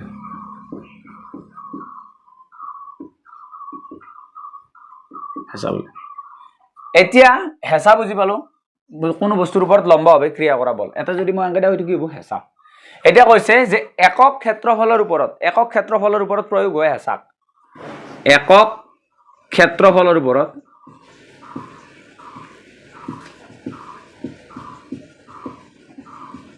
প্ৰয়োগ হোৱা হেঁচাক চাপ বোলে মানে এটা নিৰ্দিষ্ট জাগাত যদি হেঁচা দিয়া যায় নিৰ্দিষ্ট এটা ক্ষেত্ৰফলত যদি হেঁচা দিয়া যায় সেইটো হ'ব চাপ আৰু লম্বভাৱে এনে বল দিলে সেইটো হ'ল হেঁচা লম্বভাৱে বল দিয়াটো হেঁচা আৰু এটা নিৰ্দিষ্ট জাগাত হেঁচা পৰাটো কি হ'ব চাপ বুজি পাইছা তো চাপ উলিয়াব কাৰণে আমি কি কৰিম হেঁচা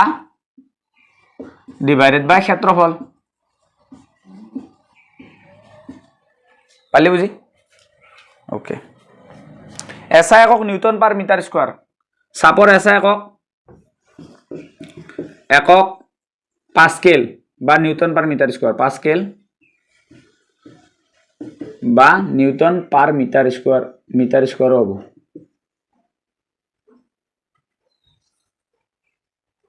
এতিয়া আহিল প্লাবিতা এটা অংক আহিব দেই তামাম অংক আহিব কিতাপৰ উদাহৰণ কেইটা চাবি আৰু প্ৰশ্নৰ কেইটাও চাবি প্লাবিতা মানে কি জানা না পানীৰ তই যদি পানীত যদি যা বা পানী চাবি কুৱাত যদি পানী তোলা যেতিয়া গেলে বাল্টিংটো পানীৰ ভিতৰত থাকে তেতিয়া গেলে টানা সহজ হৈ থাকে আৰু যেতিয়া পানীৰ পৰা উঠি আহে বায়ুত আহে তেতিয়া টানা টান হৈ যায় মানে পানীৰ ভিতৰত তৰলৰ ভিতৰত যিকোনো বস্তুৱে ঊৰ্ধ্বমুখী এটা বলে ক্ৰিয়া কৰে সেইটোকে প্লাবিতা বুলি কয় সেইটো কি বুলি কয় প্লাবিতা সকলো বস্তুৱে তৰলত ডুবালে বস্তুটো এটা ঊৰ্ধ্বমুখী বল অনুভৱ কৰে ইয়াকে প্লাবিতা বোলে এতিয়া আৰ্কিমিডিছ নামৰ এজন সাইন্টিষ্টে এই প্লাবিতাৰ ওপৰত মানে অধ্যয়ন কৰি এটা সূত্ৰ আৱিষ্কাৰ কৰিছিল হে আৰ্কিমিডিছৰ সূত্ৰ বুলি কয় যদি আৰ্কিমিডিছে কি কৈছিল যদি পাত্ৰ এটাত পানী থাকে আৰু যদি কোনোবা এটা বস্তু এটা আংশিকভাৱে বা সম্পূৰ্ণৰূপে ডুবে দিয়ে এই পাত্ৰটোৰ পৰা কি হ'ব পানী পৰি যাবতে এতিয়া এই যিমানখিনি ডুবোৱা গেছি এই পানী যিমান পৰব তাৰা সমান দুইটাৰে কালি সমান আৰ্কিমিডিছে কি কৈছে বস্তু এটা তৰলত সম্পূৰ্ণ বা আংশিকভাৱে ডুবালে ই ঊৰ্ধ্বমুখী বল এটা অনুভৱ কৰে বলটোৰ মান এই যিটো বল এই বল প্লাবিতা উল্টা হৈছে কথা এই যিটো বল সেই বলটো কিমান হ'ব ই যিমান তৰল পেলাইছি তলত অপসাৰিত কৰিছি সেই তৰলৰ সমান হ'ব এতিয়া কেতিয়াবা নেপলাবও পাৰে তোৰ তৰল তোৰ এনেকুৱা ডাঙৰ পাত্ৰ আছে এতে আছে পানী এটা যদি বস্তু এটা ডুবে দিয়া তো ইটো পানীটো নেপলাব না ওপৰত গেলে উঠি নাহিব এই আগতে এইখিনিত আছিল এইবাৰ যদি পানীৰ অৱস্থান এইখিনি হৈছে এইখিনি পানী উঠি আহিছে মানে বুজি পাইছা না তো এই পানীৰ পৰিমাণ যিমান হ'ব সেই বলৰ পৰিমাণো সিমান হ'ব সেইটো কৈছে আৰ্কিমিডিছে সূত্ৰটো বুজি পালি এইবাৰ আমি পঢ়িম আপেক্ষিক ঘনত্ব মানে কি ঘনত্ব শব্দটো শুনছানে ডাঠা কিমান ডাঠা পদাৰ্থৰ একক আয়তনৰ ভৰকে ঘনত্ব বোলে পদাৰ্থৰ একক আয়তনৰ ভৰক ঘনত্ব বোলে যিকোনো এটা পদাৰ্থ আছে কাঠ এর একক আয়তন 1 centimetre cube 1 cm cube 1 centimetre জায়গা বুঝি পাইছা না 1 সেন্টিমিটার কিউব মানে এনেকুৱা ন কিউব এই জায়গাখিনি এই যিটো এই জায়গাখিনি যিখিনি মুছি দিলো এই জায়গাখিনি 1 সেন্টিমিটার কিউবৰ যিখিনি ভৰ সেইখিনিকে কি বুলি ক'ব ঘনত্ব বুলি ক'ব তো আৰু কোনো পদাৰ্থৰ ঘনত্ব আৰু পানীৰ ঘনত্বৰ অনুপাতক আপেক্ষিক ঘনত্ব বুলি কয় আপেক্ষিক ঘনত্ব কাক বোলে কোনো পদাৰ্থৰ ঘনত্ব আৰু পানীৰ ঘনত্বৰ অনুপাত কোনো পদাৰ্থৰ ঘনত্ব আৰু আপেক্ষিক ঘনত্ব আৰু পানীৰ ঘনত্ব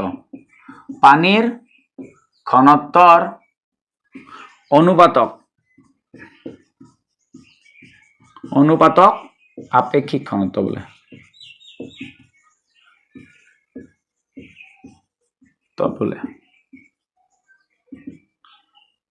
তাৰ মানে ওপৰত হ'ব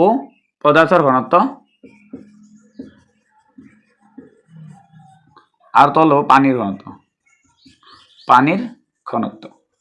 ঘনত্ব হৈছে 1000 কেজি মিটাৰ কিউব 1000 কেজি পাৰ মিটাৰ কিউব আৰু আপেক্ষিক ঘনত্বৰ কোনো একক নাই এটো আছিল চেপ্টাৰ নাম্বাৰ 10 মহাকৰ্ষণ ইয়াৰ পিছত আমি চেপ্টাৰ নাম্বাৰ 11 আৰু চেপ্টাৰ নাম্বাৰ 12 পঢ়িব লাগিব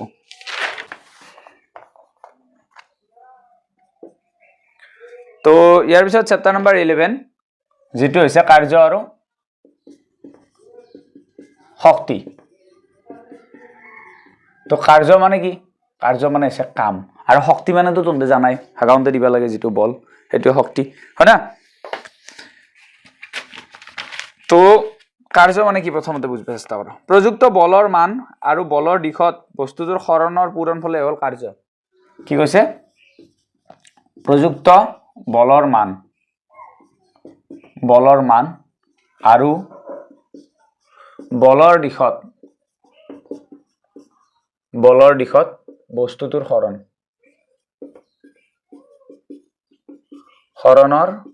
পূৰণ ফল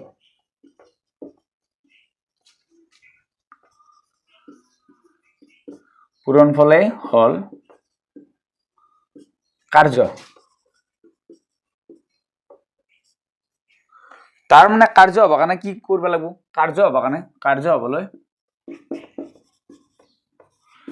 কাৰ্য হ'বলৈ এক নম্বৰতে বল প্ৰয়োগ হ'ব লাগিব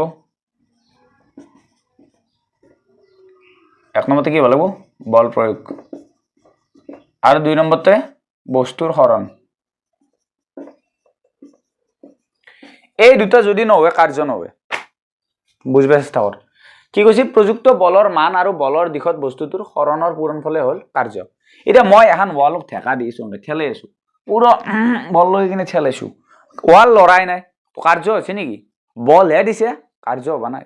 কাৰ্য হবা কাৰণে বস্তুটো হৰণ হবা লাগব হৰণ মানে মই আৰে আগৰ চেপ্টাৰত পঢ়িছিলো মনত আছে তো যদি মই এটো বস্তু ইফালে বল দিয়াৰ পিছত ই এফ জাগা চেঞ্জ হৈছে তো হৰণ হৈছে তো এইটো হ'ল কি কাৰ্য এতিয়া যদি মই এক বল দি কিনে এনেকে ঘুৰে পাকে আনি কিনে আগতে থম মানে এতে আছিল ঘুৰে পাকে এনেকে আনি কিনে এতে থৈছো তোৰ হৰণ কোনখিনি হ'ব হেনি তো কাৰ্য এই গোটেইখিনি নহব এই কাৰ্য হ'ল হৰণখিনি কিমান জাগা হৰণ মানে মনত আছে ন তো এগিলা বাদ দি তই দুটো কাম হ'ব লাগিব এটা বল প্ৰয়োগ আৰু দুই নম্বৰ বস্তুৰ হৰণ তেতিয়া হলে কাৰ্য হ'ব তাৰ মানে মই লিখিব পাৰিম কাৰ্য ইকুৱেল টু বল পূৰণ হৰণ হয় না তো কাৰ্যক ওয়াৰ্ক বুলি কয় ডব্লিউ বলক কয় এফ ফোৰ্স আৰু হৰণক কি বুলি কয় এস কিমান দূৰ গৈছে হৰণ এইটো তো ইয়াৰ এস আই একক কি হ'ব এস আই একক হ'ব জুল এস আই একক কি জুল বল আৰু হৰণৰ দিশ একে হলে ধনাত্মক কাৰ্য হয় আৰু বল আৰু হৰণৰ দিশ বেলেগ বেলেগ হলে ঋণাত্মক কাৰ্য হয় মই যদি এফালে ঠেলাইছো কিন্তু বস্তু এফালে আছে তো কাৰ্যটো কি হ'ব ঋণাত্মক মই যদি এফালে ঠেলাইছো বস্তু হেফালে গেছি তেতিয়া হলে হ'ব ধনাত্মক কাৰ্য তো এইটো গম পালি ধনাত্মক আৰু ঋণাত্মক কাৰ্য কি হয় বল আৰু হৰণৰ দিশ যদি একে হয় তে কি ধনাত্মক কাৰ্য আৰু যদি বেলেগ হয় বল আৰু হৰণৰ দিশ বেলেগ তেতিয়া হলে কি হ'ব ঋণাত্মক কাৰ্য বুজি পাইছা নাই দিমাগত সোমাই আছা নাই এটা লাইভ ক্লাস হলি ধাম ধুম সুধব পারলি হয় যে বুজি পাইছা না কচোন কি বুজি পাইছা তন্দে কমেন্ট কৰি জনাই দিলি হয় যে বুজি পাইছো এতিয়া মই বুজি পাইছা না নাই মইতো ধৰিব পৰা নাই বুজি নাপালি ভিডিঅ'টো আৰু একবাৰ চাবি বাবু বুজি পাই যাবি কাৰণ ইমানো ফাল্টু কৰি বুজোৱা নাই মই মানে ইমানো বেয়া বুজোৱা নাই ঠিক ঠাক বুজিছোঁ আৰু মানে এভাৰেজ কি ক'ম আৰু তহঁতে কমেণ্ট কৰি জনাবিচোন কেনেকুৱা বুজিছোঁ ভাল বুজিছোঁ নে বেয়া বুজিছোঁ আৰু ভাই কমেণ্ট চমেণ্ট কৰবি দুখ লাগে মোৰ বহুত দুখ লাগে তহঁতে কমেণ্ট চমেণ্ট নকৰা মোক ভিডিঅ'ৰ তলত কমেণ্ট চমেণ্ট মাৰি দিব লাগে ধাম ধুম ঠাচ থুচ love you sir love from অমুক অমুক অমুক है ना किंतु नहीं कमेंट नहीं करेगा हम वीडियो देखेगा और निकल जाएगा सब्सक्राइब भी नहीं करेगा बहुत बदमाश तंथे भाई सब्सक्राइब कर दिबि ভাল লাগব মোৰ মনটো কাৰ্য কৰা সামৰ্থকে কি বলে শক্তি বলে এতিয়া আমি কাৰ্যটো বুজি পালো যে যদি এটা বস্তুৰ ওপৰত বল দেও আৰু বস্তুটো চেঞ্জ হয় পৰাংক কাৰ্যটো ৰাতিপুৱা গেছা মালু লবা গেছা লেট্ৰিঙত তো বল দিছে বল দিয়া ললে কিছি বস্তুটো কাৰ্য মানে ওই হরণ হছি বস্তুটো জায়গা চেঞ্জ হছি টুলুম বসি তো বল দেওতে কি যে হরণ হছি তো যদি কোনো বস্তুৰ ওপৰত বল প্ৰয়োগ কৰা আৰু বস্তুটোৰ হৰণ হয় তেতিয়ালি যিমান হৰণ হছি যিমান দূৰ গেছি আৰু যিমান বল প্ৰয়োগ কৰিছে সেইটো পূৰণ কৰিলে যি হ'ব সেইটো কাৰ্য হ'ব মানে মই যদি এনেকে ঠেলাও আৰু এই বস্তুটো ৱালখান যদি চাপি যায় ফলে হয় যিমান বল দিছো সেইটো আৰু কিমান দূৰ গেছি ৱালখান সেই দুটাৰ পূৰণ ফলে কি হ'ব কিমান কাৰ্য কৰিছো বুজি পাইছা নে পাৱা নাই তো দেখো উদাহৰণ হিচাপে যদি এটা কোৱেশ্চন লও যে 5 নিউটন বল প্ৰয়োগ কৰাত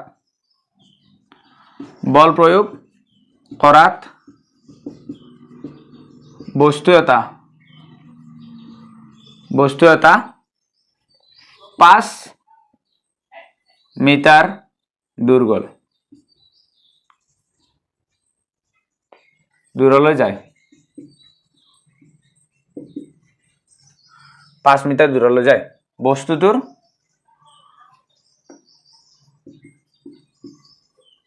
ওপৰত কৰা কাৰ্য হলো ভাই এইটো কোৱেশ্চন সৰু চলিও কৰব বে সৰু চলিও কৰি দিব এইটো কোৱেশ্চন পাৰবিন নৰা তই বল কিমান দি আছে 5 নিউটন দূৰ কিমান দি আছে 5 মিটাৰ বল আৰু দূৰ হৰণ তো বল আৰু w ইকুয়াল টু বল কিমান আছে 5 আৰু 5 5 5 জুন 25 জুল খতম ভাই কি এই অঙ্ক নেকি গিলা অঙ্ক বুলি কয় নেকি কোশ্চন মোক नहीं बोलता है अंक नहीं बोलता है काहे तो এইটো আছিল আমাৰ কাৰ্য এটা শক্তি কি কাৰ্য কৰা সামৰ্থক শক্তি বলে কাৰ্য কৰা সামৰ্থক কি বলে শক্তি কাৰ্য কৰা সামৰ্থক মানে যি সামৰ্থৰ দ্বাৰা কাৰ্যটো কৰা আছে সেইটো সামৰ্থকে কি বলে শক্তি বলে এর এসআই একক কি এসআই একক সেম জুল এরও এসআই একক জুল ঠিক আছে এটা শক্তি বিভিন্ন প্ৰকাৰৰ থাকে এই বিভিন্ন প্ৰকাৰৰ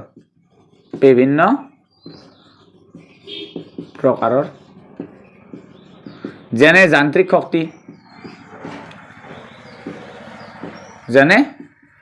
যান্ত্ৰিক শক্তি বৈদ্যুতিক শক্তি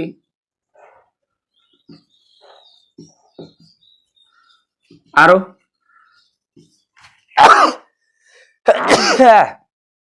আৰু কি কি হ'ব পাৰে ৰাসায়নিক শক্তি পোহৰ শক্তি তাপ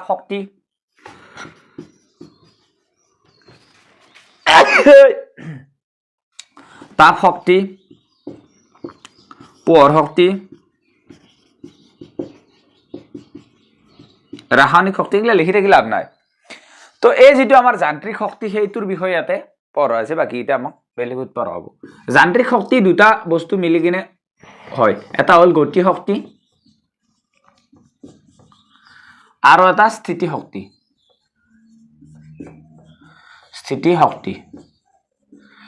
বস্তু এটা গৈ থাকা বস্তু এটা যি শক্তি নিঃসৰণ কৰে তাকে মানে যি শক্তি হয় গতিৰ কাৰণে কাৰ্য কৰিব পৰা শক্তিক গতি শক্তি বলে গতিৰ কাৰণে বস্তু এটাৰ গতিৰ কাৰণে যদি কিবা এটা কাৰ্য আছে সেই শক্তিকে গতি শক্তি বলে আৰু অৱস্থান বা আকৃতিৰ পৰিৱৰ্তনৰ বাবে বস্তু এটাত নিহিত হৈ থকা শক্তিখিনিকে স্থিতি শক্তি বলে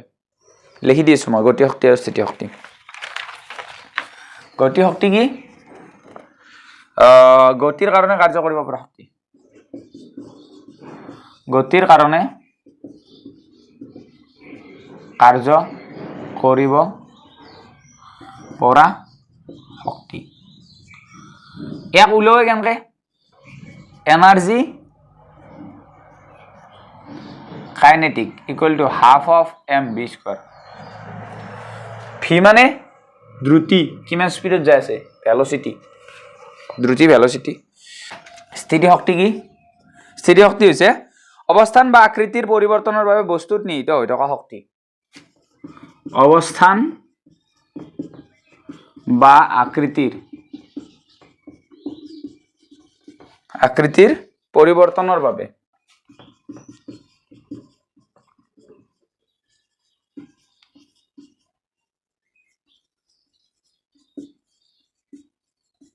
নিহিত হৈ থকা শক্তি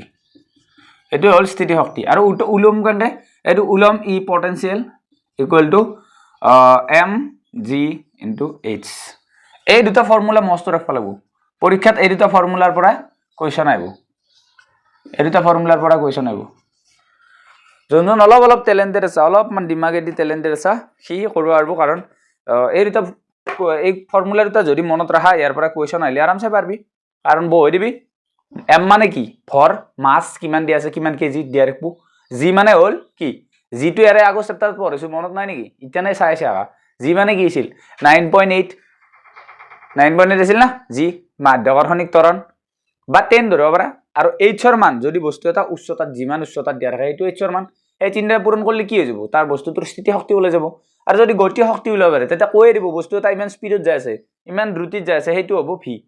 যিমানত যায় থাকে আৰু m মানে ভৰ হাফ অফ mv স্কয়াৰ তো ইয়াৰে পিছত এটা বস্তু পঢ়ো যেটো হৈছে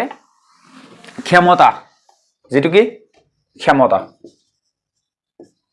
क्षमता মানে পাওয়ার किसका पावर ज्यादा है कार्य সম্পাদনৰ হাৰ বা শক্তিৰ ৰূপান্তৰৰ হাৰকে ক্ষমতা বলে কি কৈছে যে कार्य সম্পাদনৰ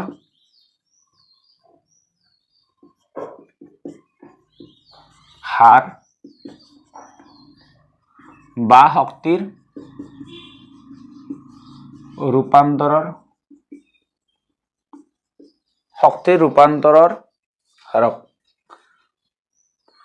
ৰূপান্তৰৰ হাৰক ক্ষমতা বলে कार्य সম্পাদনৰ হাৰ বা শক্তি ৰূপান্তৰৰ হাৰক কি বলে ক্ষমতা বলে মানে কিমান টাইমত কিমান কাৰ্য কৰছি সিধা ভাষাত কবা গেলি কিমান টাইমত কিমান কাৰ্য কৰছে হেতুৱে কি ক্ষমতা তো যদি পৰীক্ষাত তোৰ যদি এটো পাৰি যা তো এনকে লিখিত হইলে হ'ব যে কিমান সময়ত কিমান কাৰ্য কৰিছে হেতু হৈছে ক্ষমতা তাৰ মানে ক্ষমতা যদি উলাবা লাগে পাৱাৰ যদি উলাবা লাগে কিমান সময়ত কিমান কাৰ্য কৰছি হেতু হৈ গেল খতম বস্তু এটাৰ পাৱাৰ উলাবা লাগে কিমান টাইমত কিমান কাৰ্য কৰছি তো ইয়াৰ এসআই আকৌ কি হ'ব এসআই আকৌ হ'ব ওয়াট w এসআই আকৌ ওয়াট ওকে তো শক্তিৰ বাণিজ্যিক একক কিলোৱাট আৱাৰ এটো বস্তু মনত ৰাখবি শক্তিৰ বাণিজ্যিক একক পৰীক্ষাত আহে শক্তিৰ বাণিজ্যিক একক হল কিলো ওয়াট আৱাৰ 1 ঘন্টা 1 কিলোৱাট শক্তি খৰচ কৰছি তাৰ মানে 1 কিলো ওয়াট আৱাৰ মানে হৈছে 1 কিলোৱাট ইনটু 1 আৱাৰ তো 1 কিলোৱাট মানে কি 1000 ওয়াট আৰু 1 আৱাৰ মানে কি 3600 সেকেন্ড তো এটা পূৰণ কৰিলে কি হ'ব 3600000 ওয়াট ইনটু সেকেন্ড মানে জুল তো এটা 3.6 ইনটু 10 টু দি পাৱাৰ 6 1 2 3 4 5টা আৰু এটা দশমিক দিয়া কাৰণে 6 জুল এই বস্তুটো মনত ৰাখি 1 কিলোৱাট আৱাৰ মানে হৈছে 3.6 into 10 to the power 6 joule एटू परीक्षा प्रश्न हेरी दाए एमसीक्यू टाइप एटू एमसीक्यू टाइप ये एमसीक्यू में आएगा इसके बाद में है चैप्टर नंबर 12 खत्म ये चैप्टर तो खत्म कार्य और शक्ति इमान टान चैप्टर নহয় এটোৰ পৰাই एमसीक्यू আহিব আৰু অংক আহিব তো चैप्टर তো অলপ ভালকৈ চাই থবি चैप्टर नंबर 12 যেটোৰ নাম হৈছে শব্দ শব্দ শব্দ মানে সাউন্ড সাউন্ড শব্দ বিভিন্ন ধৰণৰ আছে হয় না কিছুমান জোৰত আছে কিছুমান লাহে লাহে শব্দ আছে লাহে লাহে শব্দ তো শব্দ মানে কি বস্তুৰ কম্পনৰ ফলত শব্দৰ সৃষ্টি হয় যিকোনো বস্তু এটা যদি কম্পন হয় বস্তুৰ কম্পনৰ ফলতে কি হয় সৃষ্টি হয় শব্দৰ সৃষ্টি হয়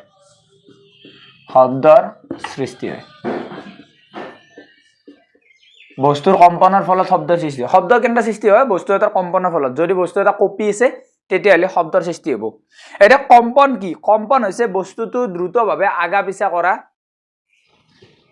আগপিছ কৰি থকা গতি মানে বুজি পাইছে আগপিছ হৈ থকা বা গতি কৰা যদি ধৰিলো মই যদি কওঁ এই পাতখন এটা আগপিছ কৰিছে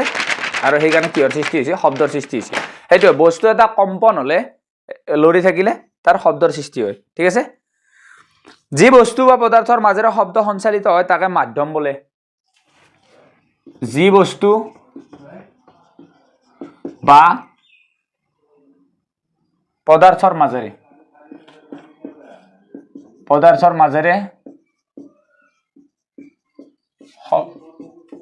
শব্দ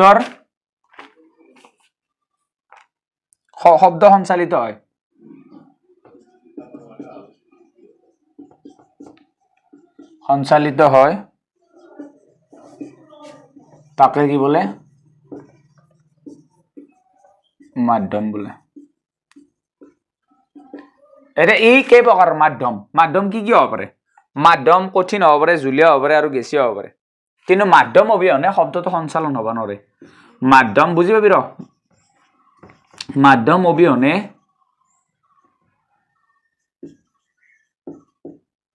শব্দৰ সঞ্চালন নহয়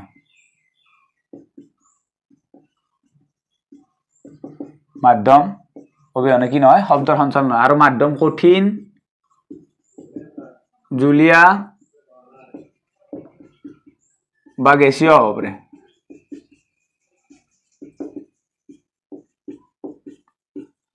যাৰ মাজেৰে শব্দটো যায় এতিয়া মই কথা কৈছো এই তাৰডাল হয় না তাৰডালৰ মাজেৰে শব্দটো মোবাইল লাগি গৈছে আৰু মোবাইল স্পিকাৰ পৰা তহঁতৰ কাণত পৰছি এতিয়া চা এৰ পৰাই মোবাইল লাগি মানে কেমেৰা লাগি যাৱাটো এই মাধ্যমটো হৈছে তাৰ আৰু মাইক্ৰোফোনৰ দ্বাৰা তাৰত গৈছে আৰু তহঁতৰ মোবাইলৰ পৰা যি স্পিকাৰৰ পৰা কাণত গৈছে এই তাৰ মাজৰ মাধ্যমটো কি বায়ু তো যাৰ মাজেৰে শব্দটো যায় সেইটো কি মাধ্যম এটা মাধ্যম কি হ'ব পাৰে কঠিন হ'ব পাৰে জুলীয়া হ'ব পাৰে গেছীয় হ'ব পাৰে এটা কোনটো মাধ্যমৰ মাজেৰে শব্দৰ স্পিড বেছি কোচোন তহঁতে কো কঠিন জুলীয়া আৰু গেছীয় এই তিনটাৰ ভিতৰত সবচে স্পিড শব্দৰ স্পিড ক'ত বেছি সবচে শব্দৰ স্পিড তহঁতৰ মতে এনেকুৱা লাগি আছে যে সবচে শব্দৰ স্পিড বায়ুত বেছি আৰু মই তাকে শুনা পাই বাণীৰ তলত কথা কলি শুনা নাপায় কিন্তু ভুল সবচে বেছি শব্দৰ স্পিড হল কঠিন পদাৰ্থ তাতকে বেছি জুলীয়া তাতকে কম জুলীয়া তাতকে কম গেছীয় অৱস্থাত সবচে কম কিয়া কথাটো কলো তই মোক এটা কথা কও চাবি এমকে জয় ধৰিলো এমকে ডেস্কত এটা কুব মাৰ ডেস্কত বহি থাকিবি ন স্কুলত ডেস্কত এনেকৈ কুব মাৰ দিবি বা টেবুলখনত কুব মাৰ দিবি ক্ষয় শব্দটো কাণত পৰাক গেলি টাইম লাগিব কিন্তু যদি তই কাণখন ডেস্কত লগে দি কিনে কুব মাৰ দিয়া বহুত জোৰে আৰু খপকে শুনা পাবি তো তাৰ মানে কঠিন পদাৰ্থৰ মাজেৰে শব্দৰ বেগ বেছি কিয়া কাৰণ কঠিন পদাৰ্থৰ কণিকা গিলা ওচৰে থাকে সেইটোৱে কাৰণ আচ্ছা এতিয়া শব্দই বায়ুত কেনেকৈ আগবাঢ়ি যায় সেইটো চাম শব্দই বায়ুত কেনেকৈ আগবাঢ়ি যায় শব্দই বায়ুত আগবাঢ়ি যায় প্ৰসাৰণ বা তনুভৱন আৰু সংকোচন কৰি কিনে আগবাঢ়ি যায় চাবি মই কথা কোৱাৰ লগে লগে এৰে যোনখিনি বায়ু কথা কোৱাৰ লগে এই বায়ুখিনি পিছৰ বায়ুখিনি খুন্দাইছি কম্পনাংক সৃষ্টি হৈছে আৰু পিছৰ বায়ুখিনি আৰু তাৰে পিছৰ বায়ুখিনি খুন্দাইছি এইখিনি বায়ুৱে আকৌ পিছৰ বায়ুখিনি খুন্দাইছি আৰু পিছৰ বায়ুখিনি এনেকৈ আগবাঢ়ি যায় কথাটো বুজি পাইছে না যদি মই কওঁ এতে মানুহ এজনে কথা কৈ আছে যাৰ কাৰণে এৰে বায়ুৰ কণিকা গিলে বায়ুৰ কণিকা এই বায়ুৰ কণিকা গিলে কি হৈছে জানানে এতে পাতলা হৈছিল এই কথা কোৱাৰ লগে এই বায়ুৰ কণিকা গিলা ওচৰতে আহি গেল তো এতে এইখিনিত পাতলা আছে এটা কি হ'ব এই এতে যে খুন্দলা এই কণিকাখিনি আকৌ এটা খুন্দাব যাৰ কাৰণে এইখিনি জায়গা পাতলা হৈ যাব কিন্তু এৰে পিছৰ জায়গাখিনি আকৌ কঠিন হৈ যাব কথা বুজিছে না তহঁতে হয়তো কমকৈ দেখা পাই আছে তাৰ পৰা কিন্তু মই বুজাব চেষ্টা কৰিছোঁ যে এইখিনি যিখিনি জায়গাত মই কথা ক'ম কোৱাৰ লগে এই কথাটো ওলাই ল'লে এইখিনি বায়ুৱে এইখিনিত খুন্দাব আৰু এইখিনি বায়ুৱে পাতলা হৈ যাব আৰু পিছৰখিনিক খুন্দাব এই কেঁচু আগবাঢ়ি যোৱা দেখিছা না কেঁচু বৰষুণ দিনত যি কেঁচে ওলাই কেঁচে আগবাঢ়ি এনেকৈ এনেকৈ যাই থাকে না সেই চিষ্টেমত যায় কথাৰ সঞ্চালন এটা এতিয়া যোনটো বেছি চাপৰ অঞ্চল মানে বেছি বায়ু ঘন বায়ু থকা হয় ঘনত্ব বেছি তাক কয় সংকোচন কি বুলি কয় সংকোচন আৰু যোনটো পাতলা এইখিনি তাক কয় তনুভৱন বা প্ৰসাৰণ বুলি কয় তনুভৱন বা প্ৰসাৰণ একে কথা তো এটা বায়ুৰ ঘনত্ব বেছি আৰু এটা বায়ুৰ ঘনত্ব কম ঠিক আছে বায়ুৱে এনেকে শব্দই এনেকে বায়ুৰ মাজেৰে আগবাঢ়ি যায় তনুভৱন আৰু সংকোচন সৃষ্টি কৰি কিনে এতিয়া এটা বস্তু চাব লাগিব সেইটো হ'ল পৰ্যায়কাল কি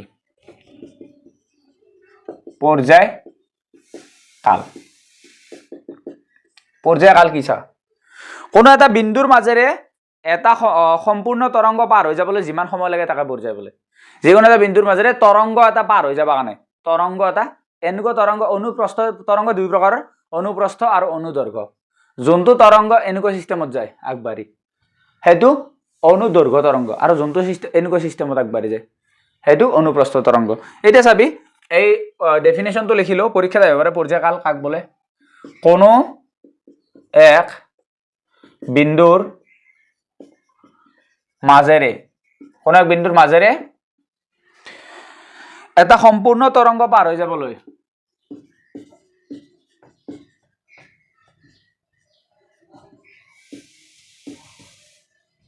সম্পূৰ্ণ তৰংগ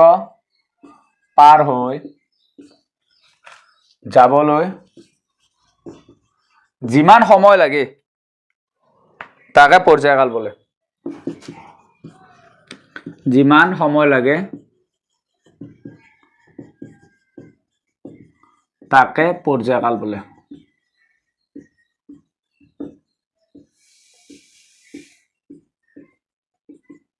ওকে এতিয়া ইয়াৰ প্ৰতীক মানে সূচাই কিহেৰে এক কিহেৰে সূচাই এক টিৰে সূচাই আৰু এছাই একক হ'ল ছেকেণ্ড তো মোক এটা কথা কওঁ গৰু দৰাক দিয়া চলি গ'লে গৰু যি দৰাকডাল থাকে গৰুৰ খুঁটিত ধৰি কিনে এনেকৈ যেতিয়া জোকৰি দিয়ে তো এডাল ৰছী এনেকৈ জোকৰি দিলে কি হ'ব ৰছীডাল এনেকুৱা চিষ্টেম হ'ব না এইটো তৰংগ এতিয়া এটা বিন্দুৰ মাজেৰে এই তৰংগটো পাৰ হৈ যাবৰ কাৰণে যিমান টাইম লাগছি এই ঢৌটো পাৰ হৈ যাবৰ কাৰণে তৰংগটো পাৰ হৈ যাবৰ কাৰণে যিমান টাইম লাগছি তাকে কি বুলি ক'ব পৰ্যায়কাল এবাৰ আমি চাব লাগিব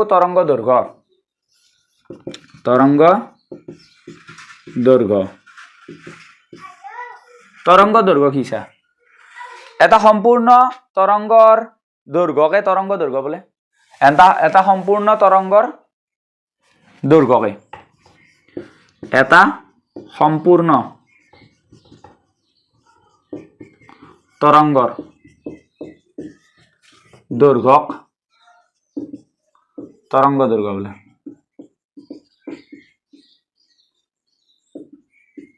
এটা সম্পূৰ্ণ তৰংগৰ দৈৰ্ঘ্যকে কি বোলে তৰংগ দৈৰ্ঘ্য ইয়াক লেমডাৰে সূচায়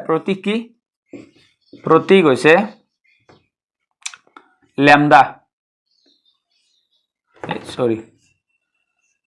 লেমডা আৰু এছাই একক কি মিটাৰ লেমডাটো এটা গ্ৰীক লেংগুৱেজ হয় তাৰপিছত কম্পনাংক আৰু বিস্তাৰ চা এটা ডেফিনেশ্যন কেইটাই আছে বেছিকে দিয়া সেই ডেফিনেশ্যন কেইটা মই ঘূৰাকৈ লিখি দি আছো লিখিলো কম্পনাংক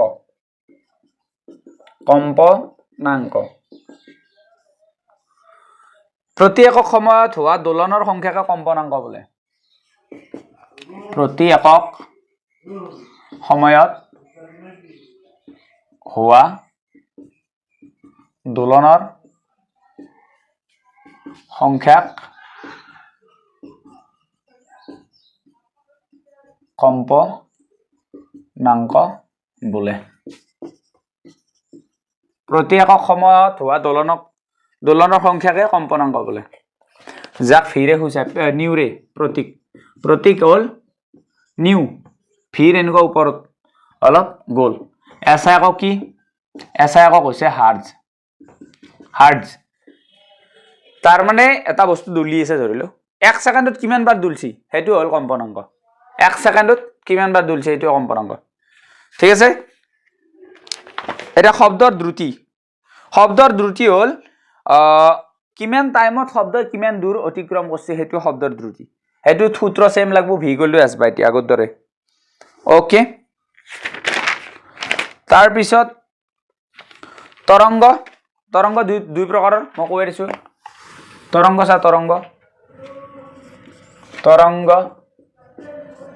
দুই প্ৰকাৰৰ এটা হল অনু প্ৰস্থ তৰংগ আৰু এটা অনুদৈৰ্ঘ্য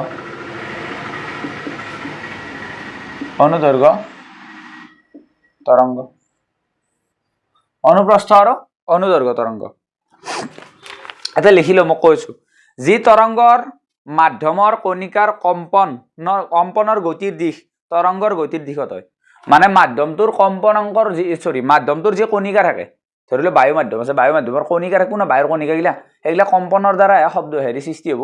তো বায়ু মাধ্যমৰ যে কণিকা গিলাৰ কম্পনৰ গতিৰ দিশ হেতু যদি তৰংগৰ দিশত হয় মানে চা এটা শব্দটো হ'ব অনুদৈৰ্ঘ্য তৰংগ কে কাৰণ শব্দ কওঁতে এই বায়ুৰ কণিকা গিলা ইফালে সিফালে গতি কৰিছে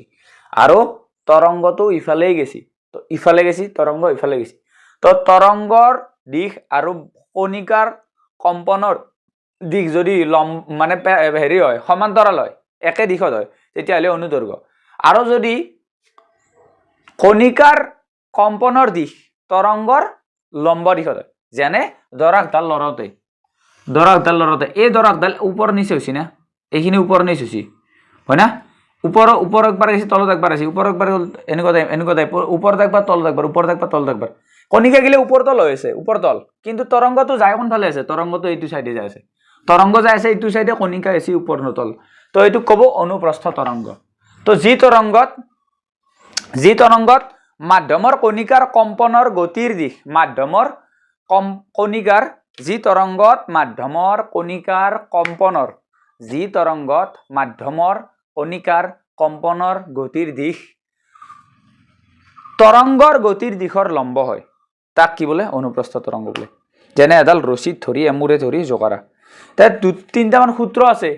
সূত্ৰ তিনটা ইম্পৰ্টেন্ট সেই যদি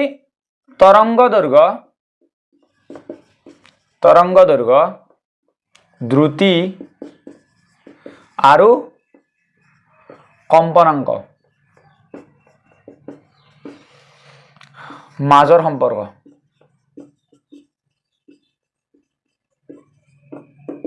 এই তিনিটাৰ মাজৰ সম্পৰ্ক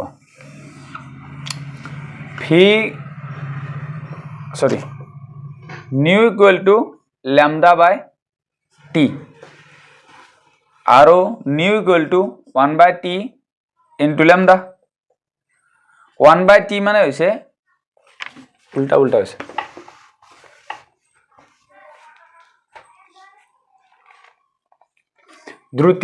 দ্ৰুতি v equal to হৈছে তৰংগ দৈৰ্ঘ্য ডিভাইডেড বাই কম্পনাঙ্ক তো v আৰু 1 by t মানে হৈছে nu into lambda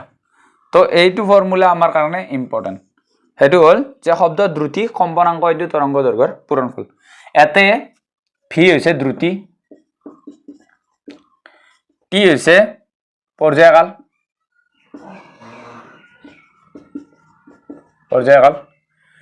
তাৰপৰ ল্যামডা আছে তৰঙ্গ দৈৰ্ঘ্য আৰু নিউ হৈছে কম্পনাঙ্ক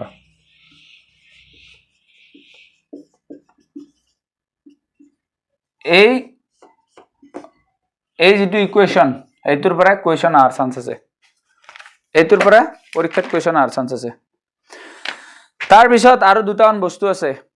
হেতু হল প্ৰতিধ্বনি কি কুৱাত যাই কিনে কেতিয়াবা শব্দ আটা ভাৰি হৈছে না আটা মানে আৱাজটো ৰিপিট হৈ থাকে হেতু ইকো হেতু হৈছে প্ৰতিধ্বনি তো প্ৰতিফলিত শব্দই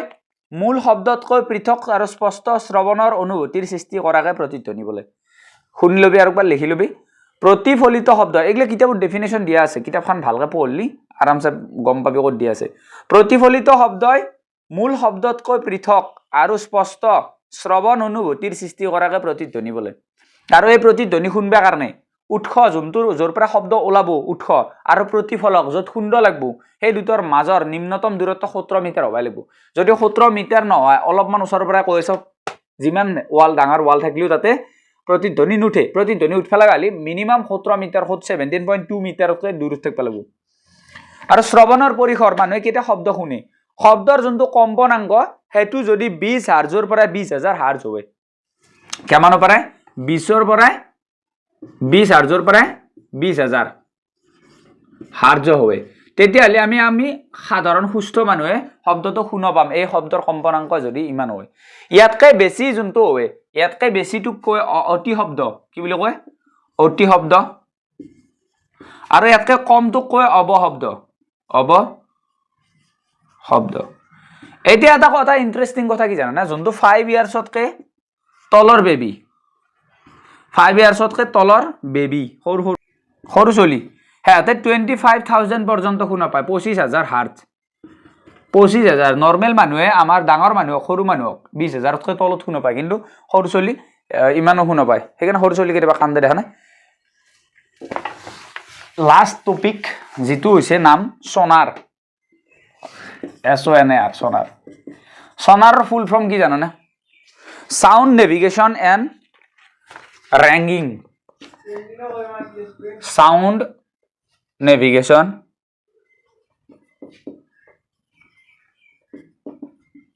and ringing তো এই সোনাৰ এটা সিস্টেম হয় এটা সিস্টেম যেটোৰ দ্বাৰা আমি কি কৰিব পাৰো জানা না সাগৰৰ গভীৰতা কিমান হেতু জুখবা পাৰো সোনাৰ এটা সিস্টেম হয় যেটোৰ দ্বাৰা আমি পানী কিমান দ কিমান গভীৰ হেতু জুখবা পাৰো ইয়াৰ সহায়ত সাগৰৰ গভীৰতা নিৰ্ণয় কৰা হয় ইয়াৰ সহায়ত সাগৰৰ গভীৰতা নিৰ্ণয় কৰা হয় গভীৰতা নিৰ্ণয় কৰা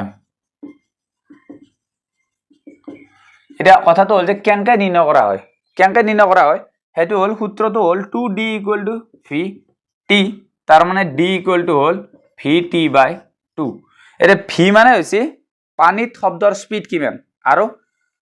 d মানে হৈছে সাগৰৰ গভীৰতা আৰু t মানে কিমান টাইম লাগছে মানে